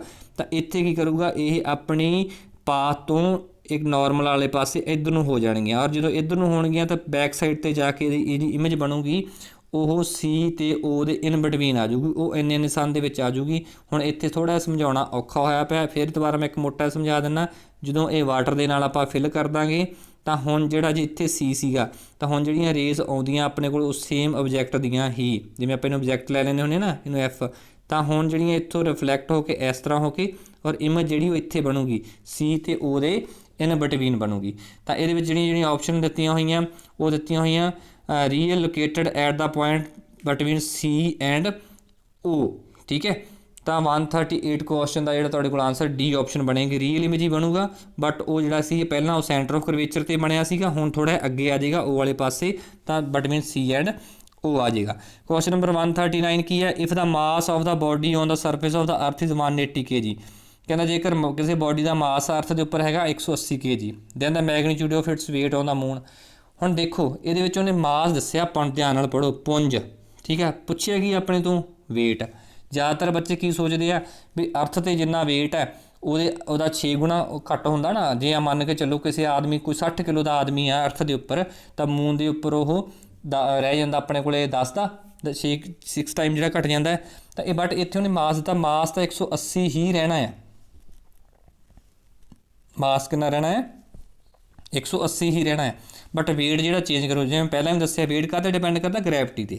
ਤਾਂ ਆਪਾਂ ਜੀ ਜਿਹੜੀ ਮੂਨ ਦੇ ਉੱਪਰ 1 ਪੁਆਇੰਟ ਅਪਰੋਕਸੀਮੇਟਲੀ ਇੰਨੀ ਕੁ ਹੁੰਦੀ ਆ। ਠੀਕ ਹੈ, ਤਾਂ 180 ਨੂੰ ਜਦੋਂ ਜੀ ਨਾਲ ਮਲਟੀਪਲਾਈ ਕਰਾਂਗੇ ਤਾਂ ਉਹ ਆਪਣੇ ਕੋਲ ਅਪਰੋਕਸੀਮੇਟਲੀ ਜਿਹੜਾ ਆਨਸਰ ਆ ਉਹ ਸੀ ਆਪਸ਼ਨ 294 kg ਜਿਹੜਾ ਆਪਣੇ ਕੋਲ ਉੱਪਰ ਜਿਹੜਾ ਮੈਗਨੀਟਿਊਡ ਆ ਜਾਊਗਾ 294 ਆ ਜਾਏਗਾ। ਠੀਕ ਹੈ, ਤਾਂ ਇਹ ਤੋਂ ਤੁਸੀਂ ਜੇ ਮੰਨ ਲਓ ਚਲੋ ਕੈਲਕੂਲੇਸ਼ਨ ਜਾਂ ਜੀ ਦੀ ਵੈਲਿਊ ਹੋਊਗੀ ਕਿਵੇਂ ਯਾਦ ਹੋਊਗੀ, ਕਿਉਂਕਿ ਆਪਾਂ ਨੂੰ ਜੀ ਦੀ ਵੈਲਿਊ ਅਰਥ ਦੀ ਤਾਂ ਪਤਾ, ਬਟ ਮੂਨ ਦੀ ਜੀ ਦੀ ਵੈਲਿਊ ਆਪਾਂ ਜੇ ਨਹੀਂ ਯਾਦ ਕਰਨੀ ਤਾਂ ਇੱਥੋਂ ਹੀ ਆਈਡੀਆ ਲਾ ਲਓ ਵੀ ਜਿੰਨਾ ਆਪਣੇ ਕੋਲੇ ਵੇਟ ਇੱਥੇ ਹੈਗਾ ਜੀ ਦੀ ਗ੍ਰੈਵਿਟੀ ਦਾ ਮੂਨ 'ਤੇ ਘੱਟ ਹੀ ਹੈ। ਜੇ ਗ੍ਰੈਵਿਟੀ ਮੂਨ 'ਤੇ ਘੱਟ ਹੈ ਇਹਦਾ ਮਤਲਬ ਵੀ ਜੇ ਆਪਾਂ ਚਾਰਾਂ ਆਪਸ਼ਨਾਂ 'ਚੋਂ ਐਲੀਮੀਨੇਟ ਕਰੀਏ ਤਾਂ ਸੇਮ ਤਾਂ ਹੋ ਹੀ ਨਹੀਂ ਸਕਦੀ, ਠੀਕ ਹੈ। ਜਿੰਨਾ ਵੇਟ ਹੈ ਇੰਨਾ 30 ਵੀ ਨਹੀਂ ਹੋਊਗਾ ਕਿਉਂਕਿ ਇਹਦਾ 6 ਟਾਈਮ ਮੈਨੂੰ ਸਿੱਧਾ ਹੀ ਘਟਾਤਾ, ਨਾ ਹੀ ਇੰਨੀ ਜ਼ਿਆਦਾ ਹੋਊਗੀ। ਤਾਂ ਕਿਹੜੀ ਆਪਸ਼ਨ ਜ਼ਿਆਦਾ ਸੂਟ ਕਰਦੀ ਹੈ? ਸੀ। ਤਾਂ ਇਸ ਤਰ੍ਹਾਂ ਵੀ ਆਪਾਂ ਲਿਮਿਟ ਕਰਕੇ ਕਰ ਸਕਦੇ ਹਾਂ। ਨੈਕਸਟ ਕੁਐਸਚਨ ਆਪਣੇ ਕੋਲੇ ਕੀ ਹੈ? Which of the following pair will show the displacement direction. ਤਾਂ ਇਹ ਵੀ ਮੈਟਲਾਂ ਦੀ ਰਿਐਕਟੀਵਿਟੀ ਦੇ ਵਿੱਚੋਂ ਕੁਐਸਚਨ ਆਇਆ ਹੋਇਆ। ਜਿਵੇਂ ਪਹਿਲੀ ਆਪਸ਼ਨ ਦਿੱਤੀ ਹੈ ਵੀ sodium chloride solution with calcium chloride, ਤਾਂ ਸੋਡੀਅਮ ਜ਼ਿਆਦਾ ਰਿਐਕਟਿਵ ਹੁੰਦਾ ਕੈਲਸ਼ੀਅਮ ਦੇ ਨਾਲੋਂ, ਇਹਦਾ ਮਤਲਬ ਇਹ ਰਿਐਕਸ਼ਨ ਨਹੀਂ ਹੋਊਗਾ ਕਿਉਂਕਿ ਉਹਨੂੰ ਡਿਸਪਲੇਸਮੈਂਟ ਨਹੀਂ ਕਰੂਗਾ, ਉਹਦੀ ਜਗ੍ਹਾ 'ਤੇ ਨਹੀਂ ਆਉਣ ਦਊਗਾ ਕਿਉਂਕਿ ਉਹ ਤਕੜਾ ਹੈ sodium chloride. Copper chloride Cul2 ਆਉਣਾ ਸੀ ਇੱਥੇ, ਨਾਲ ਕੀਤਾ ਸਿਲਵਰ ਆ। ਜਿਹੜਾ ਸਿਲਵਰ ਆ ਉਹ ਵੀ ਉਹ ਲੈਸ ਰਿਐਕਟਿਵ ਆ, ਹੈ ਨਾ। ਕਾਪਰ ਜਿਹੜਾ ਮੋਰ ਰਿਐਕਟਿਵ ਆ, ਇਸ ਕਰਕੇ ਇਹ ਰਿਐਕਸ਼ਨ ਵੀ ਨਹੀਂ ਹੋਊਗਾ। ਇਵੇਂ ਆਪਣੇ ਕੋਲੇ ਹੈਗਾ ਆਇਰਨ ਸਲਫੇਟ ਆ SO4, ਆਇਰਨ ਸਲਫੇਟ ਆ, ਇਹ ਸਿਲਵਰ ਦੇ ਨਾਲ ਰਿਐਕਟ ਕਰਕੇ ਨਹੀਂ ਰਿਐਕਟ ਹੋਊ। ਸਿਲਵਰ ਚਾਂਦੀ ਹੁੰਦਾ, ਆਪਾਂ ਨੂੰ ਪਤਾ ਹੀ ਘੱਟ ਸੁਸਤ ਮੈਟਲ ਹੁੰਦੀ ਹੈ, ਤਾਂ ਇਹ ਨਾ ਤਾਂ ਕਾਪਰ ਨੂੰ ਡਿਸਪਲੇਸ ਕਰ ਸਕਦੀ ਨਾ ਆਇਰਨ ਨੂੰ। ਕਾਪਰ ਹੁੰਦਾ ਤਾਂਬਾ ਅਤੇ ਆਇਰਨ ਹੁੰਦਾ ਆ ਲੋਹਾ, ਹੈ ਨਾ। ਇਹ ਦੋਨੇ ਤਕੜੀਆਂ ਨੇ ਸਿਲਵਰ ਦੇ ਨਾਲੋਂ, ਇਹ ਦੋਵੇਂ ਰਿਐਕਸ਼ਨ ਨਹੀਂ ਹੋਣਗੇ। ਆਪਣੇ ਕੋਲ ਕੀ ਆਪਸ਼ਨ ਆਊਗੀ? AlCl3 ਐਲੂਮੀਨੀਅਮ ਕਲੋਰਾਈਡ ਅਤੇ ਮੈਗਨੀਸ਼ੀਅਮ, ਠੀਕ ਹੈ। ਤਾਂ ਐਲੂਮੀਨੀਅਮ ਜਿਹੜੀ ਹੈ ਉਹ ਲੈਸ ਰਿਐਕਟਿਵ ਆ ਦੈਨ ਮੈਗਨੀਸ਼ੀਅਮ, ਤਾਂ ਡੀ ਆਪਸ਼ਨ ਜਿਹੜੀ ਤੁਹਾਡੀ 140 ਦੀ ਬਣ ਜਾਏਗੀ। ਇੱਥੇ ਡਿਸਪਲੇਸਮੈਂਟ ਰਿਐਕਸ਼ਨ ਹੋਊਗਾ। ਇੱਕ ਵਾਰੀ ਫਿਰ ਇਹਨੂੰ ਦੇਖ ਲਓ ਕਿਹੜੀ ਆਪਸ਼ਨ ਬਣੇਗੀ ਤੁਹਾਡੇ ਕੋਲੇ? ਡੀ ਆਪਸ਼ਨ AlCl3 ਦੇ ਵਿੱਚ, ਠੀਕ ਹੈ। ਨੈਕਸਟ ਕੁਐਸਚਨ ਕੀ 141 ਕੀ Baljit has a pond in her garden filled with all kinds of aquatic plants. She wants to prevent the mosquito from breeding into the ponds without harming the plants in any way. She could, ਕਹਿੰਦਾ ਕਿ ਜਿਹੜੀ ਬਲਜੀਤ ਕੌਰ ਕੀ ਕਰੂਗੀ, ਇੱਕ ਆਪਣੇ ਕੋਲ pound ਦਿੱਤਾ ਹੋਇਆ ਉਹਦੇ ਗਾਰਡਨ ਦੇ ਵਿੱਚ ਬਣਾਇਆ ਛੱਪੜ ਛੋਟਾ ਜਿਹਾ, ਉਹਦੇ ਵਿੱਚ ਉਹਨੇ ਐਕੁਐਟਿਕ ਜਿਹੜੇ ਪਾਣੀ ਵਾਲੇ ਪਲਾਂਟਸ ਆ ਥੋੜ੍ਹੇ ਥੋੜ੍ਹੇ ਰੱਖੇ ਹੋਏ ਆ, ਉਹਨਾਂ ਨੂੰ ਉਹਨੇ ਮੋਸਕੀਟੋ ਤੋਂ ਬਚਾਉਣਾ ਆ, ਠੀਕ ਹੈ, ਵੀ ਉੱਥੇ ਬਰੀਡ ਨਾ ਕਰ ਜਾਣ ਉੱਥੇ ਜਿਹੜਾ ਉਹ। ਤਾਂ ਉਹ ਬਟ ਇੱਕ ਉਹਦਾ ਜਿਹੜਾ ਤਰੀਕਾ ਅਪਣਾਵੇ ਵਿਦਾਊਟ ਹਾਰਮਿੰਗ ਦਾ, ਭਾਈ ਪਲਾਂਟਸ ਵੀ ਉਹਦੇ ਜਿਹੜੇ ਡਿਸਟਰਬ ਨਾ ਹੋਣ, ਪਲਾਂਟਸ ਵੀ ਖਰਾਬ ਨਾ ਹੋਣ। ਤਾਂ ਕੀ ਕਰੂਗੀ ਉਹ ਸਾਲਟ ਐਡ ਕਰ ਲੂਗੀ ਵਾਟਰ ਦੇ ਵਿੱਚ, ਜਾਂ ਗੋਲਡ ਫਿਸ਼ ਲਿਆਊਗੀ, ਜਾਂ ਉਹ ਸਪਰੇ ਇਹ film of oil on the surface ਦਾ ਉਹ ਕੀ ਕਰੂਗੀ ਕਿ ਇੱਕ ਸਪਰੇ ਕਰ ਦੂਗੀ ਆਇਲ ਦੀ, ਤੇਲ ਦੀ ਵੀ, ਤਾਂ ਕਿ ਉਹਦੀ ਜਿਹੜੀ ਪਰਤ ਬਣ ਜਾਏ ਉੱਥੇ ਮੋਸਕੀਟੋ ਜਿਹੜਾ ਮੱਛਰ ਨਾ ਬਣੇ। ਅਸਲ ਦੇ ਵਿੱਚ ਕੀ ਇਹਨਾਂ ਸਾਰਿਆਂ ਦੇ ਵਿੱਚ ਜਿਹੜੀ ਗੋਲਡ ਫਿਸ਼ ਵਾਲਾ ਜਿਹੜਾ ਇਹ ਆਈਡੀਆ ਠੀਕ ਰਹੂਗਾ, ਕਿਉਂਕਿ ਗੋਲਡ ਫਿਸ਼ ਹੋਊਗੀ ਉਹ ਮੱਛਰ ਨੂੰ ਜਿਵੇਂ ਕਹਿੰਦੇ ਖਾ ਲੂਗੀ, ਹੈ ਨਾ। ਤਾਂ ਆਪਣੇ ਕੋਲ ਕੀ ਆਪਸ਼ਨ ਆ ਜਾਏਗੀ? B only. ਤਾਂ ਨਾਲੇ ਉਹ ਡੈਕੋਰੇਟ ਹੋ ਜਾਊਗਾ, ਹੈ ਨਾ। ਇੱਕ ਉਹਦੇ ਕੋਲ ਜਿਹੜਾ ਕਹਿ ਲਓ ਕਿ ਉਹਦੀ ਇਕੋ ਸਿਸਟਮ ਦੇ ਵਿੱਚ ਜਿਹੜਾ ਉਹਨੇ ਬਣਾਇਆ ਹੋਇਆ, ਜਿਹੜਾ ਪੌਂਡ ਬਣਾਇਆ ਹੋਇਆ ਮੈਨ ਮੇਡ ਇਕੋ ਸਿਸਟਮ ਜਿਹਨੂੰ ਆਪਾਂ ਬੋਲ ਦਿੰਦੇ ਹਾਂ, ਤਾਂ ਉਹਦੇ ਵਿੱਚ ਇੱਕ ਹੋਰ ਵੱਧ ਜੂਗੀ ਗੋਲਡ ਫਿਸ਼, ਨਾਲ ਉਹਦਾ ਦੋਨਾਂ ਦਾ ਕੰਮ ਹੋ ਜਾਊਗਾ, ਨਾਲ ਹੀ ਉਹਦੀ ਪ੍ਰੀਵੈਂਸ਼ਨ ਹੋ ਜਾਊਗੀ ਮੋਸਕੀਟੋ ਤੋਂ। ਕੁਐਸਚਨ ਨੰਬਰ 142 ਕੀ nature of the our blood, ਕਹਿੰਦਾ ਆਪਣੇ ਜਿਹੜਾ ਬਲੱਡ ਦਾ ਨੇਚਰ ਨਿਊਟਰਲ ਹੁੰਦਾ, ਹਾਈ ਅਲਕਲਾਈਨ ਹੁੰਦਾ, ਸਲਾਈਟਲੀ ਅਲਕਲਾਈਨ ਹੁੰਦਾ, ਜਾਂ ਸਲਾਈਟਲੀ ਐਸਿਡਿਕ ਹੁੰਦਾ। ਅਲਕਲਾਈਨ ਦਾ ਮਤਲਬ ਹੁੰਦਾ ਖਾਰੇ, ਠੀਕ ਹੈ। ਜੇਕਰ ਆਪਾਂ ਬਲੱਡ ਦੀ ਪੀਐਚ ਵੈਲਿਊ ਚੈੱਕ ਕਰੀਏ ਨਾ, ਅਸਲ ਦੇ ਵਿੱਚ ਐਸਿਡਿਕ ਕਰੈਕਟਰ ਜਾਂ ਬੇਸਿਕ ਕਰੈਕਟਰ ਜਿਹੜਾ ਉਹ ਪੀਐਚ ਨੇ ਦੱਸਣਾ ਹੁੰਦਾ। ਆਪਾਂ ਨੂੰ ਪਹਿਲਾਂ ਪਤਾ ਪੀਐਚ ਵੈਲਿਊ ਜਿਹਦੀ 7 ਹੋਵੇ ਉਹ ਹੁੰਦਾ ਨਿਊਟਰਲ, ਨਾ ਉਹ ਖਾਰ ਅਤੇ ਨਾ ਉਹ ਤੇਜ਼ਾਬ, ਹੈ ਨਾ, ਨਾ ਬੇਸ ਅਤੇ ਨਾ ਉਹ ਐਸਿਡ। ਜਿਵੇਂ ਜੇ ਆਪਾਂ ਇੱਧਰ ਨੂੰ ਜਾਂਦੇ ਹਾਂ ਇਹਦੀ ਵੈਲਿਊ ਘਟਦੀ ਜਾਂਦੀ ਹੈ ਨਾ 6 5, ਉਵੇਂ ਐਸਿਡ ਸਟਰੋਂਗ ਬਣਦਾ ਜਾਂਦਾ, ਠੀਕ ਹੈ। ਜਿਵੇਂ ਜੇ ਆਪਾਂ ਅੱਗੇ ਨੂੰ ਜਾਵਾਂਗੇ 7 ਤੋਂ ਬਾਅਦ 8, 8 ਤੋਂ ਬਾਅਦ 9, ਉਵੇਂ ਉਹਦੀ ਐਸਿਡਿਕ ਸਟਰੈਂਥ ਘਟਦੀ ਹੈ, ਬਟ ਬੇਸਿਕ ਸਟਰੈਂਥ ਕੀ ਕਰਦੀ ਹੈ? ਇਨਕਰੀਜ਼ ਕਰਦੀ ਹੈ, ਖਾਰਾਪਣ ਜਿਹੜਾ ਵੱਧਦਾ ਜਾਂਦਾ। ਹੁਣ ਜਿਹੜਾ ਆਪਣੇ ਕੋਲ ਬਲੱਡ ਹੁੰਦਾ ਉਹਦੀ ਜਿਹੜੀ ਆਪਣੇ ਕੋਲ ਪੀਐਚ ਵੈਲਿਊ ਹੁੰਦੀ ਹੈ ਉਹ ਮੋਸਟਲੀ ਆਪਾਂ ਲੈ ਲੈਣੇ 7.35 ਤੋਂ 7.45, ਸਲਾਈਟਲੀ ਇਸ ਬੇਸਿਕ ਵਾਲੇ ਪਾਸੇ। ਤਾਂ ਆਪਾਂ ਕੀ ਬੋਲਾਂਗੇ? ਸਲਾਈਟਲੀ ਅਲਕੇਲਾਈਨ, ਸੀ ਆਪਸ਼ਨ ਜਿਹੜੀ ਆ ਜੂਗੀ ਪੀਐਚ ਵੈਲਿਊ 7.35 ਤੋਂ 7.45 ਤੱਕ। ਨੈਕਸਟ ਕੁਐਸਚਨ ਕੀ ਹੈ? ਕੁਐਸਚਨ ਨੰਬਰ 143 ਕੀ ਹੈ? Which enzyme present in saliva change starch into the maltose. ਤਾਂ ਆਪਣੇ ਕਹਿੰਦਾ ਕਿ ਜਿਹੜੇ ਸਾਲਵੀਆ ਹੈ ਨਾ, ਮੂੰਹ ਦੇ ਵਿੱਚ ਜਿਹੜਾ ਪਾਣੀ ਆਉਂਦਾ ਉਹਦੇ ਵਿੱਚ ਕਿਹੜਾ ਐਂਜ਼ਾਈਮ ਪ੍ਰੈਜ਼ੈਂਟ ਹੁੰਦਾ ਜਿਹੜਾ ਸਟਾਰਚ ਟੂ ਮਾਲਟੋਜ਼ ਨੂੰ ਕਨਵਰਟ ਕਰਦਾ। ਤਾਂ ਇਹਦੇ ਵਿੱਚ ਆਪਸ਼ਨ ਆਏਗੀ ਡੀ ਲਿਪਾਸੇ, ਠੀਕ ਹੈ, ਲਿਪਸੇ ਨੂੰ ਬੋਲਦੇ ਆ। ਤਾਂ ਇਹ ਆਪਣੇ ਕੋਲ ਆ ਜਾਏਗਾ ਕੁਐਸਚਨ ਨੰਬਰ 143 ਦੀ ਜਿਹੜੀ ਆਪਸ਼ਨ ਆ ਉਹ ਆ ਜਾਏਗੀ ਡੀ ਆਪਸ਼ਨ ਆ ਜਾਏਗੀ, ਠੀਕ ਹੈ। ਤਾਂ ਉਮੀਦ ਕਰਦੇ ਕਿ ਤੁਹਾਨੂੰ ਇਸ ਦੀ ਕੁਐਸਚਨ ਜਿਹੜੇ ਬਿਲਕੁਲ ਕਲੀਅਰ ਹੋ ਗਏ ਹੋਣਗੇ। ਨੈਕਸਟ ਆਪਣੇ ਕੋਲੇ ਕੀ ਹੈ? ਨੈਕਸਟ ਕੁਐਸਚਨ ਹੈਗਾ 144 carbon form a large number of compound because it show the unique property of the catenation. ਕਹਿੰਦਾ ਕਿ ਜਿਹੜਾ ਕਾਰਬਨ ਆ ਉਹ ਇਹ ਵੀ ਕੁਐਸਚਨ ਆਪਾਂ ਰਿਪੀਟ ਹੋਇਆ, ਇਹ ਆਪਾਂ ਅੱਜ ਕਰਦੇ ਪਏ 14 ਦਾ, ਅਤੇ 16 ਦੇ ਵਿੱਚ ਕੁਐਸਚਨ ਸੇਮ ਆਇਆ, ਬਸ ਥੋੜ੍ਹਾ ਆਪਸ਼ਨਾਂ ਚੇਂਜ ਕੀਤੀਆਂ ਸੀਗੀਆਂ, ਪੁੱਛਿਆ ਸੇਮ ਹੀ ਹੈ ਨਾ। ਲਾਰਜ ਨੰਬਰ ਆਫ ਕੰਪਾਊਂਡ ਕਿਉਂ ਬਣਦਾ ਹੈ? ਯੂਨੀਕ ਉਹਦੀ ਪ੍ਰੋਪਰਟੀ ਕੈਟੀਨੇਸ਼ਨ ਪ੍ਰੋਪਰਟੀ ਕੈਟੀਨੇਸ਼ਨ ਨੂੰ ਸੈਲਫ ਲਿੰਕਿੰਗ ਵੀ ਜਿਹੜਾ ਕਾਰਬਨ ਆ ਦੂਜੇ ਕਾਰਬਨ ਦੇ ਨਾਲ ਅਟਰੈਕਟ ਕਰ ਜਾਂਦਾ ਹੈ ਨਾ, ਜਿਵੇਂ CH4 ਕਾਰਬਨ ਦੀ ਚੇਨ ਵਾਲੇ ਜਾਂ ਆਪਾਂ C16 ਵਾਲੇ ਬਕਮੈਸਟਰ ਵਾਲਾ ਇੱਕ C60 ਵਾਲੇ ਕੰਪਾਊਂਡ ਵੀ ਆਪਾਂ ਪੜ੍ਹੇ ਸੀ ਨਾ। ਤਾਂ ਕੈਟੀਨੇਸ਼ਨ ਪ੍ਰੋਪਰਟੀ ਹੁੰਦੀ ਸੈਲਫ ਲਿੰਕਿੰਗ। ਨੈਕਸਟ ਕੀ ਹੈ ਆਪਸ਼ਨ ਕਹਿੰਦਾ carbon is of small size form the strong bond, ਇਹ ਵੀ ਠੀਕ ਆ। ਉਹਦਾ ਜਿਹੜਾ ਸਾਈਜ਼ ਛੋਟਾ ਆ ਜਦੋਂ ਆਪਾਂ ਦੇਖਦੇ ਹਾਂ ਉਹਦੇ 4 ਵੈਲੈਂਸ ਸ਼ੈਲ ਦੇ ਵਿੱਚ ਇਲੈਕਟ੍ਰੋਨ ਆ। ਅਗਲੀ ਆਪਸ਼ਨ ਵੀ ਇਹੀ ਹੈ, ਵੈਲੈਂਸ ਸ਼ੈਲ ਦੇ ਵਿੱਚ 4 ਇਲੈਕਟ੍ਰੋਨ ਨੂੰ 4 ਹੋਰ ਚਾਹੀਦੇ ਹੁੰਦੇ ਆ। ਸਾਈਜ਼ ਛੋਟਾ ਕਰਕੇ ਦੂਸਰੇ ਇਲੈਕਟ੍ਰੋਨ ਨੂੰ ਦੂਸਰੇ ਕਾਰਬਨ ਦੇ ਇਲੈਕਟ੍ਰੋਨ ਨੂੰ ਖਿੱਚ ਕੇ ਜਲਦੀ ਇਹ ਬੌਂਡ ਜਿਹੜਾ ਬਣਾ ਲੈਂਦਾ ਔਰ ਇਸ ਤਰ੍ਹਾਂ ਚੇਨ ਬਣਾਈ ਜਾਂਦਾ ਹਰੇਕ ਪਾਸੇ ਤੋਂ, ਠੀਕ ਹੈ। ਅਤੇ ਆਲ ਆਫ ਦੀਜ਼ ਆਊਗਾ। ਕੈਟੀਨੇਸ਼ਨ ਪ੍ਰੋਪਰਟੀ ਵੀ ਹੁੰਦੀ ਆ, ਸਮੋਲ ਸਾਈਜ਼ ਹੋਣ ਕਰਕੇ ਸਟਰੋਂਗ ਬੌਂਡ ਬਣਾਉਂਦਾ ਆ। ਵੈਲੈਂਸੀ 4 ਆ, ਸਿਰਫ 4 ਹੀ ਹੋਰ ਚਾਹੀਦੇ ਹੁੰਦੇ ਆ, ਤਾਂ ਉਹ ਆਪਸ ਵਿੱਚ ਸ਼ੇਅਰਿੰਗ ਕਰਕੇ ਜਲਦੀ ਇਕੁਇਵਲੈਂਟ ਬੌਂਡ ਬਣਾ ਕੇ ਜਿਹੜੇ ਆ ਸੈਲਫ ਲਿੰਕ ਹੁੰਦੇ ਜਾਂਦੇ ਔਰ ਹਾਈਲੀ ਜਿਹੜੇ ਕਾਰਬਨ ਵਾਲੇ ਕੰਪਾਊਂਡ ਦੇ ਬਣਾਉਂਦੇ ਰਹਿੰਦੇ ਆ। 144 ਦਾ ਡੀ ਆਪਸ਼ਨ ਜਿਹੜਾ ਆ ਜਾਏਗਾ। ਨੈਕਸਟ ਕੁਐਸਚਨ ਹੈਗਾ 145 ਵਿੱਚ ਉਹਦਾ ਫੋਲੋਇੰਗ ਸਟੇਟਮੈਂਟ ਇਜ਼ ਟਰੂ। ਕਹਿੰਦਾ ਇਹਨਾਂ ਦੇ ਵਿੱਚੋਂ ਕਿਹੜੀ ਸਟੇਟਮੈਂਟ ਟਰੂ ਆ। ਕਹਿੰਦਾ man on the top of the mountain Everest has a lesser mass. ਕਹਿੰਦਾ ਕਿ ਜਿਹੜਾ ਆਦਮੀ ਹੈ ਉਹ ਮਾਊਂਟੇਨ ਐਵਰੈਸਟ 'ਤੇ ਉਹਦਾ ਮਾਸ ਘੱਟ ਹੋਊਗਾ। ਹੁਣ ਫਿਰ ਉਹੀ ਕੁਐਸਚਨ ਆ ਗਿਆ ਨਾ, ਇੱਕੋ ਗੱਲ ਵਾਰੀ ਰਿਪੀਟ, ਮਾਸ ਦੀ ਗੱਲ ਕਰੀ ਜਾਂਦੇ, ਭਾਵੇਂ ਮਾਊਂਟੇਨ 'ਤੇ ਚੱਲ ਜੇ ਭਾਵੇਂ ਚੰਨ 'ਤੇ ਚੱਲ ਜੇ, ਜਿਹੜੀ ਉਹਦਾ ਮਾਸ ਉਹ ਤਾਂ ਸੇਮ ਹੀ ਰਹਿਣਾ ਹੈ, ਠੀਕ ਹੈ, ਵੇਟ ਚੇਂਜ ਹੁੰਦਾ। ਬੀ ਆਪਸ਼ਨ ਕੀ ਹੈ gas do not have fix shape. Gas ਦਾ ਕਹਿੰਦਾ ਸ਼ੇਪ ਜਿਹੜੀ ਫਿਕਸ ਨਹੀਂ ਹੁੰਦੀ। ਕਹਿੰਦਾ ਕਿਉਂਕਿ ਫਿਕਸ ਸ਼ੇਪ ਐਂਡ ਵੋਲੀਅਮ ਵੀ ਨਹੀਂ ਹੁੰਦਾ, ਉਹਦਾ ਸ਼ੇਪ ਵੀ ਫਿਕਸ ਨਹੀਂ ਹੁੰਦੀ because kinetic energy of gas is lower. ਤਾਂ ਇੱਥੇ ਫਰਕ ਪਾ ਗਿਆ ਉਹ। ਵੋਲੀਅਮ ਵੀ ਫਿਕਸ ਨਹੀਂ ਹੁੰਦਾ, ਆਪਾਂ ਨੂੰ ਗੈਸ ਨੂੰ ਪਤਾ, ਆਪਾਂ ਗੈਸ ਜਿਹੜੇ ਜੇ ਆਪਾਂ ਜਿਵੇਂ ਕਹਿੰਦੇ ਕਿ ਵੋਲੀਅਮ ਹੋ ਗਿਆ ਵੀ ਜਿਹਦੇ ਵਿੱਚ ਪਾਉਣੇ ਉਸੇ ਬਰਤਨ ਦੀ ਦਾ ਵੋਲੀਅਮ ਹੀ ਉਹ ਬਣ ਜਾਂਦਾ ਹੈ ਨਾ, ਉਹਦੀ ਕੋਈ ਸ਼ੇਪ ਹੁੰਦੀ ਹੈ। ਉਹਦਾ ਕਹਿੰਦਾ ਇਹ ਬਿਲਕੁਲ ਸਹੀ ਆ, ਫਿਕਸ ਨਹੀਂ ਹੁੰਦਾ। ਬਟ ਉਹਦੀ ਜਿਹੜੀ ਕਿਨੈਟਿਕ ਐਨਰਜੀ ਜਿਹੜੇ ਉਹਦੇ ਪਾਰਟੀਕਲਸ ਹੁੰਦੇ ਗੈਸਿਸ ਫਾਰਮ ਦੇ ਵਿੱਚ, ਉਹ ਪਾਰਟੀਕਲਸ ਹੁੰਦੇ ਉਹ ਹਾਈਲੀ ਕਿਨੈਟਿਕ ਐਨਰਜੀ ਜ਼ਿਆਦਾ ਹੁੰਦੀ, ਜ਼ਿਆਦਾ ਮੂਵ ਕਰਦੇ ਆ, ਲੋਅਰ ਨਹੀਂ ਆਊਗਾ। ਤਾਂ ਦੂਜੀ ਆਪਸ਼ਨ ਵੀ ਤੁਹਾਡੀ ਕੀ ਹੈ, ਗਲਤ ਆ ਗਈ। ਤੀਜਾ ਕੀ ਹੈ if you decrease the pressure, ਆਪਾਂ ਕਹਿੰਦੇ ਕਿ ਪ੍ਰੈਸ਼ਰ ਡਿਕਰੀਜ਼ ਕਰ ਦਈਏ ਹੈ ਨਾ, ਘਟਾ ਦਈਏ। ਹੋਲਡ ਦਾ ਵੋਲੀਅਮ ਕੌਂਸਟੈਂਟ ਕਰਨਾ, ਆਪਾਂ ਜਗ੍ਹਾ ਉਨੀ ਰੱਖੀ ਬਟ ਉਹਨਾਂ ਤੋਂ ਪ੍ਰੈਸ਼ਰ ਘਟਾਤਾ, ਟੈਂਪਰੇਚਰ ਡਿਕਰੀਜ਼। ਬਿਲਕੁਲ ਸਹੀ ਗੱਲ ਆ। ਟੈਂਪਰੇਚਰ ਡਿਪੈਂਡ ਕਰਦਾ ਉਹਦੀ ਕਿਨੈਟਿਕ ਐਨਰਜੀ 'ਤੇ ਹੈ ਨਾ।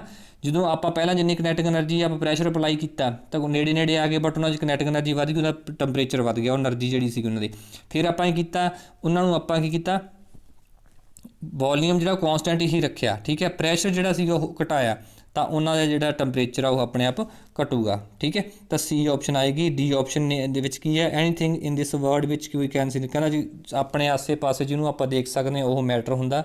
ਫਿਰ ਹਵਾ ਨੂੰ ਆਪਾਂ ਮੈਟਰ ਦੇ ਵਿੱਚ ਕਿਉਂ ਨਹੀਂ ਕਹਿੰਦੇ ਹੈ ਨਾ, ਗੈਸ ਆਪਾਂ ਨੂੰ ਦਿਖਦੀ ਨਹੀਂ, ਠੀਕ ਹੈ। ਤਾਂ ਸੀ ਆਪਸ਼ਨ ਆ ਗਈ ਕਿ ਜਦੋਂ ਆਪਾਂ ਪ੍ਰੈਸ਼ਰ ਡਿਕਰੀਜ਼ ਕਰ ਦਾਂਗੇ ਵੋਲੀਅਮ ਓਨਾ ਹੀ ਰੱਖਾਂਗੇ, ਟੈਂਪਰੇਚਰ ਕੀ ਹੋਊਗਾ ਡਿਕਰੀਜ਼ ਕਰ ਜੂਗਾ, ਪਾਰਟੀਕਲ ਜਿਹੜੇ ਦੂਰ ਹੋ ਜਾਣਗੇ ਹੈ ਨਾ, ਉਹਨਾਂ ਦੀ ਕਿਨੈਟਿਕ ਐਨਰਜੀ ਜਿਹੜੇ ਉਹ ਇੱਕ ਦੂਜੇ ਦੇ ਬਾਹਲਾ ਨੇੜੇ ਨਹੀਂ ਹੋਣਗੇ, ਕੰਟੇਨਰ ਦੀਆਂ ਕੰਧਾਂ ਦੇ ਨਾਲ ਜਿਵੇਂ ਕਹਿ ਲਓ ਕਿ ਘੱਟ ਸਟਰਾਈਕ ਕਰਨਗੇ ਔਰ ਪ੍ਰੈਸ਼ਰ ਜਿਹੜਾ ਟੈਂਪਰੇਚਰ ਉਹ ਘਟੂਗਾ, ਠੀਕ ਹੈ। ਨੈਕਸਟ ਕੁਐਸਚਨ ਆਪਣੇ ਕੋਲੇ ਕੀ ਹੈ 146 ਕੀ ਹੈ ਵਿਚ ਉਹਦਾ following statement best describe as nature of the science. ਤਾਂ ਸਾਇੰਸ ਦੇ ਨੇਚਰ ਨੂੰ ਕਿਹੜੀ ਸਟੇਟਮੈਂਟ ਸਹੀ ਐਕਸਪਲੇਨ ਕਰਦੀ ਹੈ।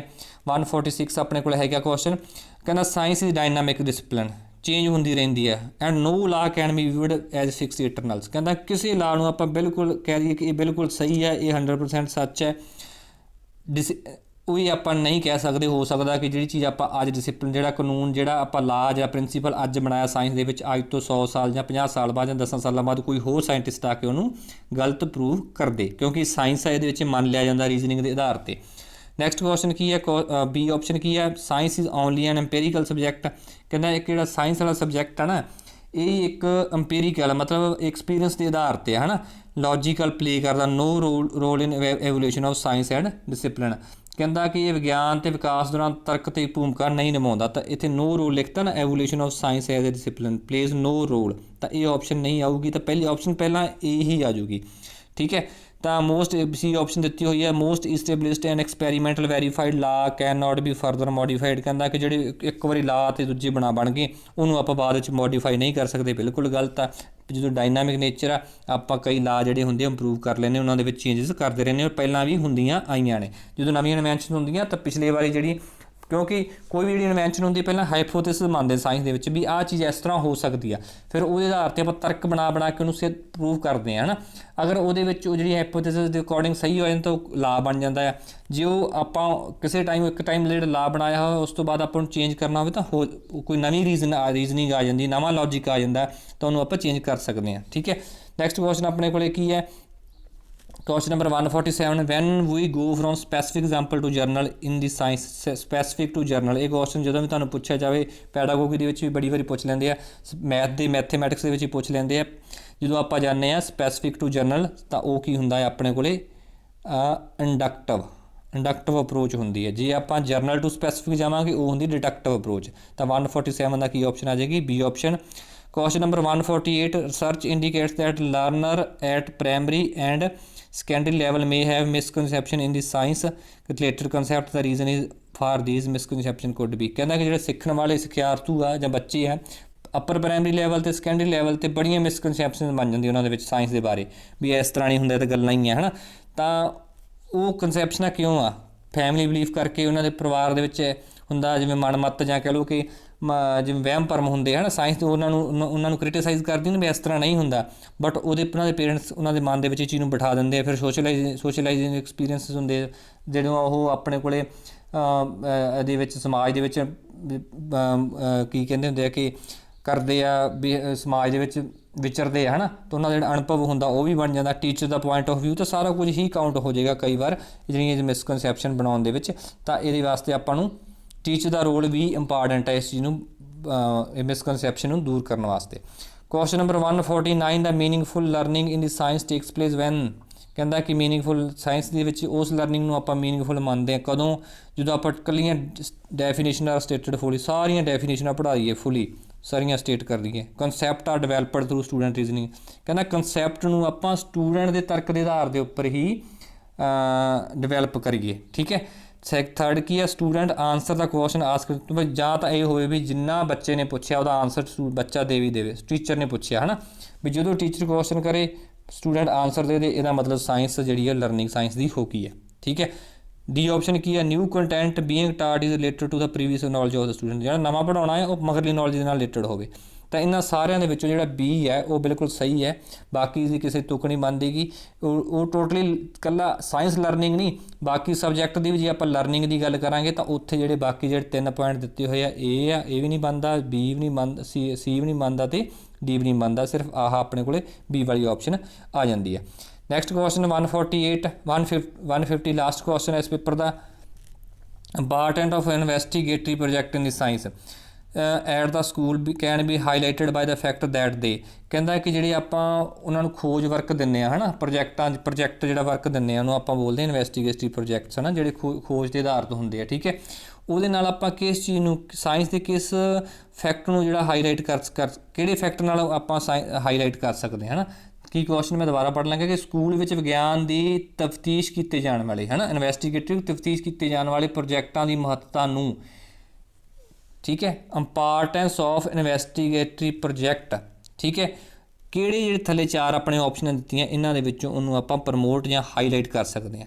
ਕਾਰਨ ਪਹਿਲਾਂ ਕੀ ਆ ਕਹਿੰਦਾ ਕਿ ਜਿਹੜੇ ਇਨਵੈਸਟੀਗੇਟਿਵ ਪ੍ਰੋਜੈਕਟ ਹੁੰਦੇ ਆ ਉਹ are the integral part of continuous and comprehensive evaluation and hence can not be done away with. ਕਹਿੰਦਾ ਕਿ ਜਿਹੜੇ ਇਨਵੈਸਟੀਗੇਟਿਵ ਪ੍ਰੋਜੈਕਟ ਆਣਾ, ਜਦੋਂ ਤੁਸੀਂ ਬੱਚੇ ਦੀ ਅਸੈਸਮੈਂਟ ਲਾਉਣੀ, ਉਹਨੂੰ ਕੰਟੀਨਿਊਸ ਕੰਪਰੀਹੈਂਸਿਵ ਵੈਲੂਏਸ਼ਨ ਕਰਨੀ ਤਾਂ ਜ਼ਰੂਰੀ ਆ ਵੀ ਪ੍ਰੋਜੈਕਟ ਹੋਣਾ ਚਾਹੀਦਾ ਨਹੀਂ। ਦੂਜੀ ਆਪਸ਼ਨ ਆ break the monotony of talk and chalk method of teaching and add the variety of to the curriculum. ਕਹਿੰਦਾ ਕਿ ਨਹੀਂ, ਇਹਦੇ ਨਾਲ ਕੀ ਹੁੰਦਾ ਕਿ ਜਿਹੜਾ ਆਪਾਂ ਇੱਕੋ ਕੰਮ ਰੋਜ਼ ਫੜਿਆ ਵੀ ਕਲਾਸ 'ਚ ਜਾਂਦੇ ਹਾਂ, ਬੋਰਡ ਕੇ ਆ ਜਾਣੇ, ਚੌਕ 'ਤੇ ਲਿਖ ਕੇ ਆ ਜਾਂਦੇ ਹਾਂ, ਨਹੀਂ ਇਸ ਕਰਕੇ ਆਪਾਂ ਉਹਨਾਂ ਨੂੰ ਚੇਂਜ ਕਰ ਦਈਏ ਵੀ ਬੋਰਿੰਗ ਕੰਮ ਹੈ ਇਹ। ਆਪਾਂ ਐਂ ਕਰਦੇ ਹਾਂ ਵੀ ਪ੍ਰੋਜੈਕਟ ਨਵਾਂ ਕਰਕੇ ਆਓ ਇਨਵੈਸਟੀਗੇਟਰੀ, ਕੋਈ ਨਵਾਂ ਆਪਾਂ ਕੰਮ ਦੇਤਾ ਵੀ ਤੁਸੀਂ ਆਪਣੇ ਆਪ ਇਹਨੂੰ ਇਨਵੈਸਟੀਗੇਸ਼ਨ ਕਰੋ।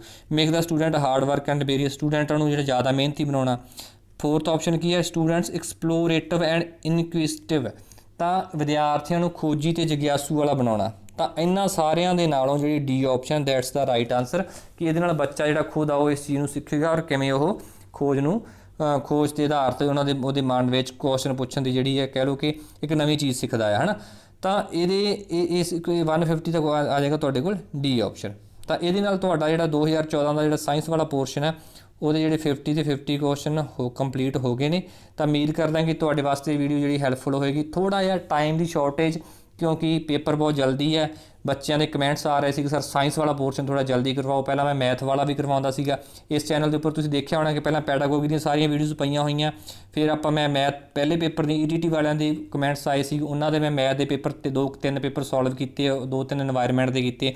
ਬਟ ਉਸ ਤੋਂ ਬਾਅਦ ਪੇਪਰ 2 ਸਾਇੰਸ ਐਂਡ ਮੈਥ ਵਾਲਿਆਂ ਦੇ ਆ ਗਏ, ਉਹਨਾਂ ਦੇ ਮੈਥ ਦੇ ਪੇਪਰ ਸੋਲਵ ਕੀਤੇ। ਫਿਰ ਉਹਨਾਂ ਦੇ ਵਿੱਚ ਜ਼ਿਆਦਾ ਕਮੈਂਟਸ ਇਹ ਆ ਰਹੇ ਸੀ ਕਿ ਸਾਇੰਸ ਵਾਲਾ ਪੋਰਸ਼ਨ ਜਿਹੜਾ ਉਹ ਸੋਲਵ ਕਰੋ। ਤਾਂ ਇਸ ਕਰਕੇ ਮੈਂ ਜਿਹੜਾ ਸਾਇੰਸ ਦਾ ਕੁਐਸਚਨ ਪੇਪਰ 2014 ਵਾਲਾ ਸੋਲਵ ਕਰਕੇ ਜਿਹੜਾ ਤੁਹਾਨੂੰ ਇਹ ਅਪਲੋਡ ਕਰ ਰਿਹਾ। ਅਤੇ ਉਮੀਦ ਕਰਦਾ ਕਿ ਤੁਹਾਨੂੰ ਜਿਹੜਾ ਇਹ ਕੁਐਸਚਨ ਪੇਪਰ ਵਧੀਆ ਲੱਗੂਗਾ। ਔਰ ਆਉਣ ਵਾਲੇ 1-2 ਦਿਨਾਂ ਦੇ ਵਿੱਚ ਹੋਰ ਸਾਇੰਸ ਦੇ ਪੇਪਰ ਵੀ ਤੁਹਾਨੂੰ ਆਉਣਗੇ। ਤਾਂ ਅੱਜ ਲਈ ਬਸ ਇੰਨਾ ਹੀ, ਧੰਨਵਾਦ।